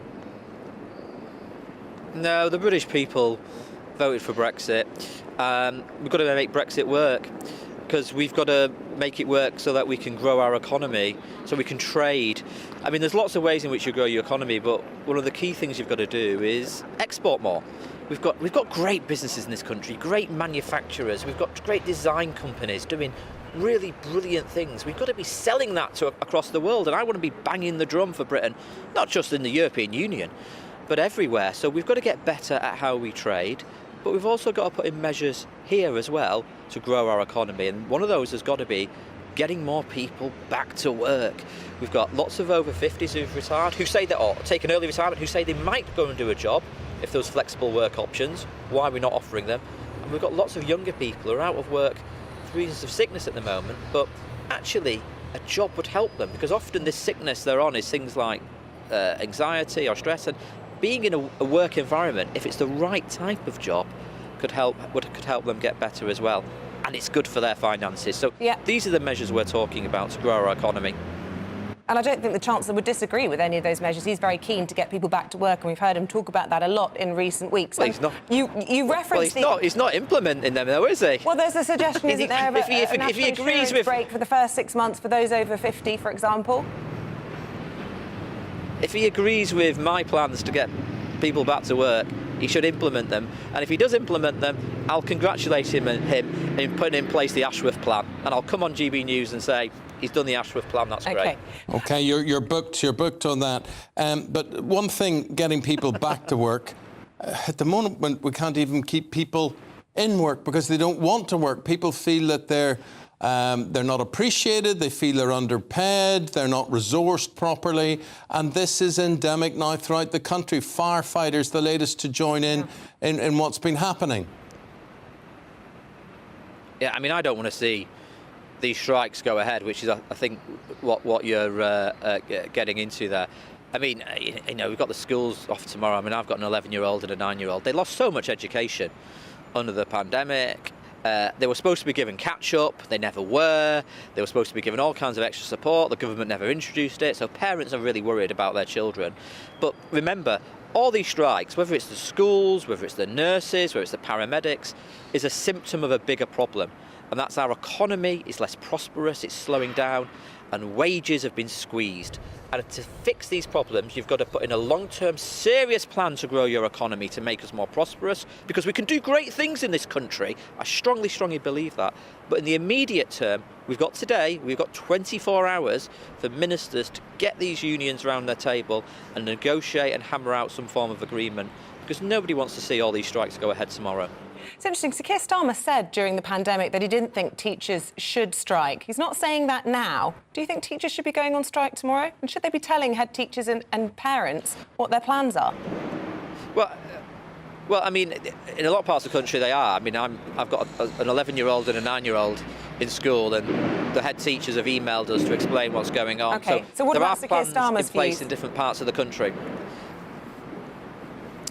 Well, I mean, look, we've always said that people have a right to strike. We don't want the strikes to go ahead, but you do have a right to, he didn't think so to go during ahead. the pandemic. I mean, that happens in every... well, I mean, I didn't see those comments, but you know, the key thing is, when we know that children have missed so much education in the pandemic, and the government never put in place all that catch-up, We don't want children to lose education again. So ministers have really got to try and do a deal, get the unions in today to negotiate so we can avoid these strikes in the education sector. Do a deal. That is the message from Jonathan Ashworth, Labour's Shadow Work and Pensions Secretary. Thank you for your time this morning, Mr. Ashworth. Appreciate it. Fleet Street legend Eve Pollard joins us now in the studio. Honestly, I've been asking this question all morning and I haven't got an answer to it. Rishi Sunak comes out and said, we have made great strides in 3 years of Brexit. Please, please enlighten me. Do you think we've made great strides? No. And if so, where? I don't think so. That's sad. I mean, I think Rishi Sunak has been told, go out there and be positive. You have to be positive with facts behind you. And he's trying to cheer people up. But that's a lie then, basically. I mean... Well, no, it's not a lie. He's trying to encourage... I mean, and he says there are bills going through. It seems to take forever to do anything. I mean, we've been worried about immigration. Immigration is about the law. That's not been done. Let me say that I cannot be anti-immigrants. My parents were immigrants. They came here. But we don't ever look at how other countries deal with this. The reason everybody goes through France and doesn't stay in France is in France you have to go and get a carte de séjour. You get a carte de séjour. Your children get educated. You get free health service. Here, everybody arrives, and it seems, I mean, those last figures last week about more than half the people in this country are taking out more than putting into the business, into tax, into everything. There's something gone wrong with the system. We have hundreds and thousands of people coming in here. Then we are right to have an immigration system where if you're racing up to escape a war or to be very, very badly run by your government or to be jailed for something you didn't do, you should go. We've got Albanians coming here. There is no war in Albania. We just don't... We don't seem to be businesslike about how we deal with things. And I didn't actually vote for Brexit because I could see that lots of people would leave. One of the great problems we've got in this country is all those people who worked in restaurants, who drove ambulances, who did all sorts of things, have gone and they're never coming back. Nobody thought of it. That's what worries me, is that people, I think, were worried that there were too many immigrants, there were too many things happening in this country that were wrong. They haven't stopped. But what's happened is there's fewer of us shouldering the burden and less of us paying tax. But I would rather that our politicians in government didn't talk garbage and didn't mislead us and would actually say, look, it's been tough, it hasn't turned out the way we wanted it to, but believe me, we're going to knuckle down, things are going to change, we're over the worst, or we've got this, this and this. But these platitudes come out and say, we've made great strides.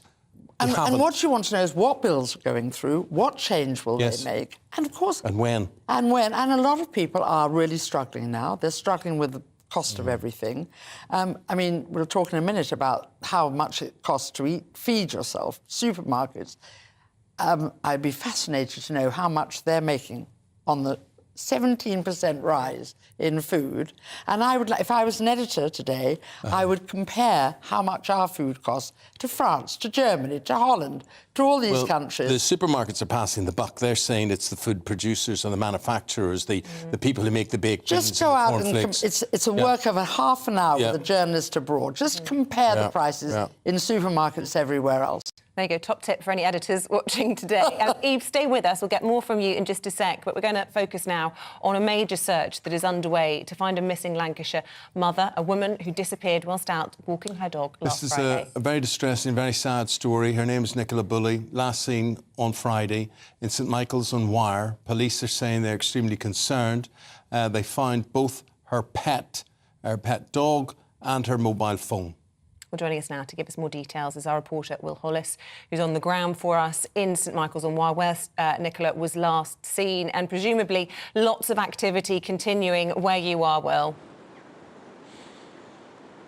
Yes, very much so. Good morning, Eamonn and Isabel. Actually, a group of about 6 or 7 police officers in black jackets, Lancashire police jackets, and wearing woolly hats as well, just went across to what I can only assume is the area that they're going to be paying a lot of attention to today. It's only about 20 metres away from where I am, just in front of this part of the River Wye that Nicola was last seen, certainly where her dog was found and her mobile phone was found on a bench on Friday morning. It's now been 5 nights that Lancashire Police and Nicola's family have been wondering where exactly she has disappeared to, and Lancashire Police's Superintendent Sally can tell us a little bit more. And we appeal for anyone who may have been driving through the village of St Michael's last Friday morning at about 9:15, or who may have dash cam footage that could be of use to us, or people who may have been dog walking in the area or on the towpath to come forward. They can ring 101, or if they have a sighting of Nicola, 999. That was Superintendent Sally Riley from Lancashire Police. This is certainly a busy area for dog walkers. There's been 4 or 5 come past in the last 20 minutes that I've been in this particular spot. There was lots of people and lots of journalists talking about what they think might have happened to Nicola since she's been missing on Friday. The police have said that this isn't a criminal inquiry currently in their last statement yesterday, but they are keeping an open mind. They're asking for people who may have seen Nicola or may think they know where she might be to get in touch with them. The last time Nicola was seen on Friday morning, she was described as wearing a black gilet and black jeans. In terms of her description, she's a white woman with long brown hair, shoulder-length brown hair, just over 5 feet tall. She's got 2 children at home and of course a family that are really concerned, and the police are extremely concerned as well, because in the last 4 days they've had divers searching parts of the river, they've had search dogs and drones, as well as of course the local community, because this is an area that Nicola was really well connected to. She's from a place called Inskip, which is a few miles down the road from St Michael's, and this towpath that's just here is quite a busy one and lots of people knew her. But the advice from the police for local people, if they are interested in helping and looking for Nicola, is to take care, because the steep banks around this river are really quite precarious. Well, thank you very much for that update as that tragedy unfolds there. Her children, Nicola's children, aged 9 and 6, and as we heard at the beginning there, a partner saying they just really want their mummy back and that they are living in perpetual hell. An absolutely unimaginable scenario there for the family. We've got lots to talk about, including the Princess of Wales, big speech she gave last night, and as Eve Pollard was saying, supermarket basics. How much have they gone up? How much are supermarkets profiteering? Or is it just the food producers, the manufacturers? Your story is very welcome with Eve Pollard right after this break.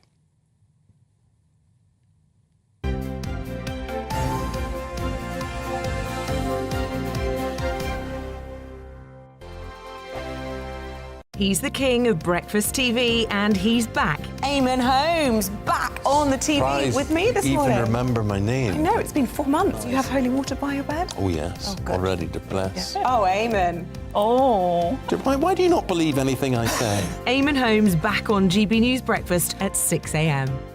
Here on GB News Live, we'll be keeping you in the picture, finding out what's happening across the country and finding out why it matters to you. We'll have the facts fast with our team of reporters and specialist correspondents. Wherever it's happening, we'll be there from 12 noon on TV, radio and online. GB News, the People's Channel, Britain's news channel.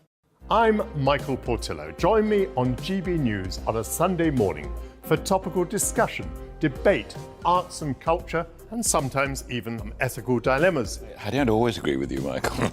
Michael Portillo, Sundays on GB News, the People's Channel, Britain's news channel. Hello, I'm Michelle Dewberry, and you can join me every weekday 6 till 7 on Jubes and Kerr. You're an inspiration to us all. Clip that bit up. Well, you are. That's my ringtone. My political ambitions those days are gone, I can tell you. She's only teasing. Go on. He's probably going to want to lay down now. I'll give him 2 minutes to have one. Let's respectfully disagree. That's what we like. Absolutely. On Jubes and Kerr. Come and join us. GB News, the People's Channel. Michelle Dewberry, weekday evenings at 6 o'clock. This year on GB News, we've got brand new members in the family. Join us. Across the entire United Kingdom, we cover the issues that matter to you. GB News will always stay honest, balanced and fair. We want to hear whatever is on your mind. And we don't talk down to you. The establishment had their chance. Now we're here to represent you. Britain's watching. Come join us on GB News, the People's Channel. Britain's news channel.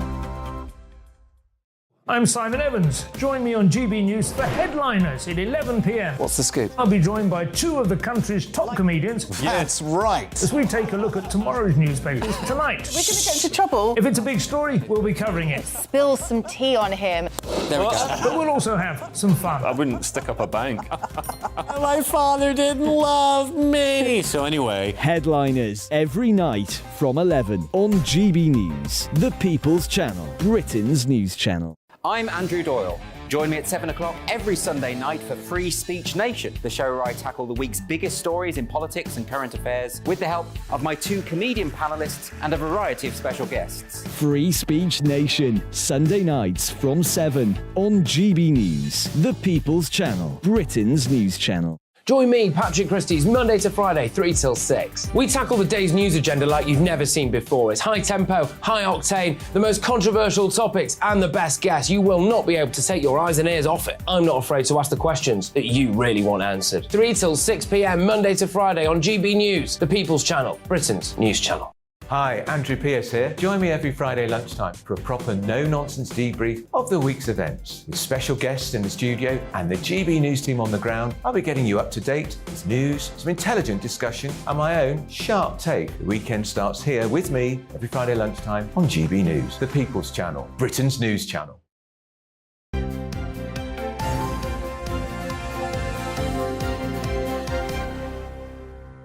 It's 9:21. Still with us here in the studios, former tabloid newspaper editor Eve Pollard. And Eve, you want to talk about Princess Catherine, not only looking absolutely fabulous yesterday, speaking at BAFTA, but launching a really important and significant campaign. I so believe in this because I do believe those first 3 or 4 years, 5 years, are so important because children learn how to get attention, children learn how to charm you, children learn how to deal with life in those 5 years. And if that goes wrong, it's much harder to sort it out later. And I think it's great that she's concentrating on this and she's getting every expert in this country and possibly other countries as well to be on this, she's calling it shaping us. And that's exactly right. And I believe we can get a little clip now and have a listen to Princess Catherine speaking at the event last night. The campaign is fundamentally about shining a spotlight on the critical importance of early childhood and how it shapes the adults we become. During this time, we lay the foundations and building blocks for life. So there we go. She looked wonderful, didn't she? And when you read stories, there was a story in the Sunday Times this week about children getting to school, don't know how to use cutlery, don't know how to go to the loo, don't know how, all sorts of things. These basic things. Yes, but that's not their fault. Of course it's not their fault. And I want to say to every mother, you see so many mums walking along on the phone, and there's a child looking up at them, wanting attention, put the phone away. The phone can wait. I would say with the whole potty training, going to school thing, a lot of parents don't get the privilege to potty train their own children. They're at work. Both parents have to work now. They're handed over to people who don't do it. And that's the other problem, that those... some carers are brilliant, but it's very, very difficult. But it seems that when you are with them, and because I always worked when my kids were growing up, weekends were for them. Very, very much so. And they knew. Well, that was a bit difficult when you were the editor of the Sunday Mirror, isn't it? Well, I had a husband who was there on a Saturday. I was there on the Sunday and Monday. And somehow we made it work. But, as one of them, everybody knows one of them, Claudia Wink. We did a very good job. Well, she's a brilliant girl, so I don't take any credit. But my son also, a very happy man who's got family, 2 lovely boys. So I think it's really important. Your very earliest stage, it's like a stamp. If you don't get it in there, and I do take the point, a lot of women work, but there's mornings, there's evenings, there's weekends. And also, hopefully, they can work with somebody who's looking after their child and say, can you do this with them? Can you do that with them? They should get you involved in this, because I remember reading a long time ago, before I had children, about how you had a policy of no mirrors in the house because you really wanted your girls to grow up concerned about what they were thinking, what they were saying. Rather than what they were looking. And that's a message that's getting lost. And it's very, very important to do it from the beginning, because then they will think, I've got to be interesting and not just worry about the eyelashes. Nothing wrong with the eyelashes. The Prime Minister out and about yesterday, and he talks about how the government's going to deliver the largest and fastest improvement in the health service. They talk about these 800 new ambulances. I don't know how they're going to get to drive them or man them. And then virtual hospitals as well. So we were talking today about how difficult it is to get a face-to-face appointment with the GP. So it now seems to be it's going to be the norm to be in virtual contact with a medic. I look forward to this. I think it's going to be very difficult to do. I think that's another thing. We have to look at... I think the National Health Service needs looking at, and Maurice Sarchi suggested at the weekend, there should be a Royal Commission. This shouldn't be a political discussion. This shouldn't be a fight. This should be what is best for all our country. And again, you go to sort of France, for example, everybody pays a little bit. Not children, not pensioners. If you have a long-term illness, you get it for nothing. Your pharmacist becomes your best friend because he deals with a lot of the little stuff, which takes the pressure off. I mean, why do we have to reinvent the wheel? Let's look at the best and let's start again. And some of us who can afford to should help pay for our health care, but perhaps taxes should come down a bit. And yet the Prime Minister gets attacked for any suggestion or whiff that he might have used private health care. And I think you're absolutely right. I do think it will come to the point where we will have a Royal Commission and we will have a rethink. But the question is how long we're going to leave it until everybody reaches the agreement that actually this isn't working. I think we should get in there, cut the cancer out as soon as possible. I agree with you. And I think politicians actually have to not worry about their seats, the election and all the rest of it. And I think most of the country would be behind. And there should be open forums. Ordinary people should be allowed to talk, and we should get doctors. We should hear what doctors think, because when I talk to doctors, they're very interesting about it all. Absolutely. OK. Well, our open forum has come to an end. Eve, delightful, lovely talking to you, and hopefully we'll see you again next week. Thank you. Thank you very much indeed. That's it from us today. We will be back, hopefully bright and early in the morning from 6 a.m. And coming up next is Tom Harwood with The Briefing. Have a lovely day. Bye-bye. Hello, a very good morning to you. It's Aidan McGibbon here with the latest forecast from the Met Office. A fragmenting band of rain will clear south this morning, followed by showers in the north and an increasingly strong wind. This low pressure responsible, it's over Iceland, but it's still bringing some wet and windy weather to places. However, the band of rain, this cold front, runs into high pressure, so it's a much weakening feature as we go through the morning. Damp for a time for southwestern parts of the country and cloudy as well. But by the afternoon, most places are seeing brighter skies and drier conditions, especially for England and Wales. But for northern England, for Northern Ireland and Scotland, showers here and a strengthening westerly breeze. That westerly breeze is going to feel cold, 5 or 6 Celsius in the north.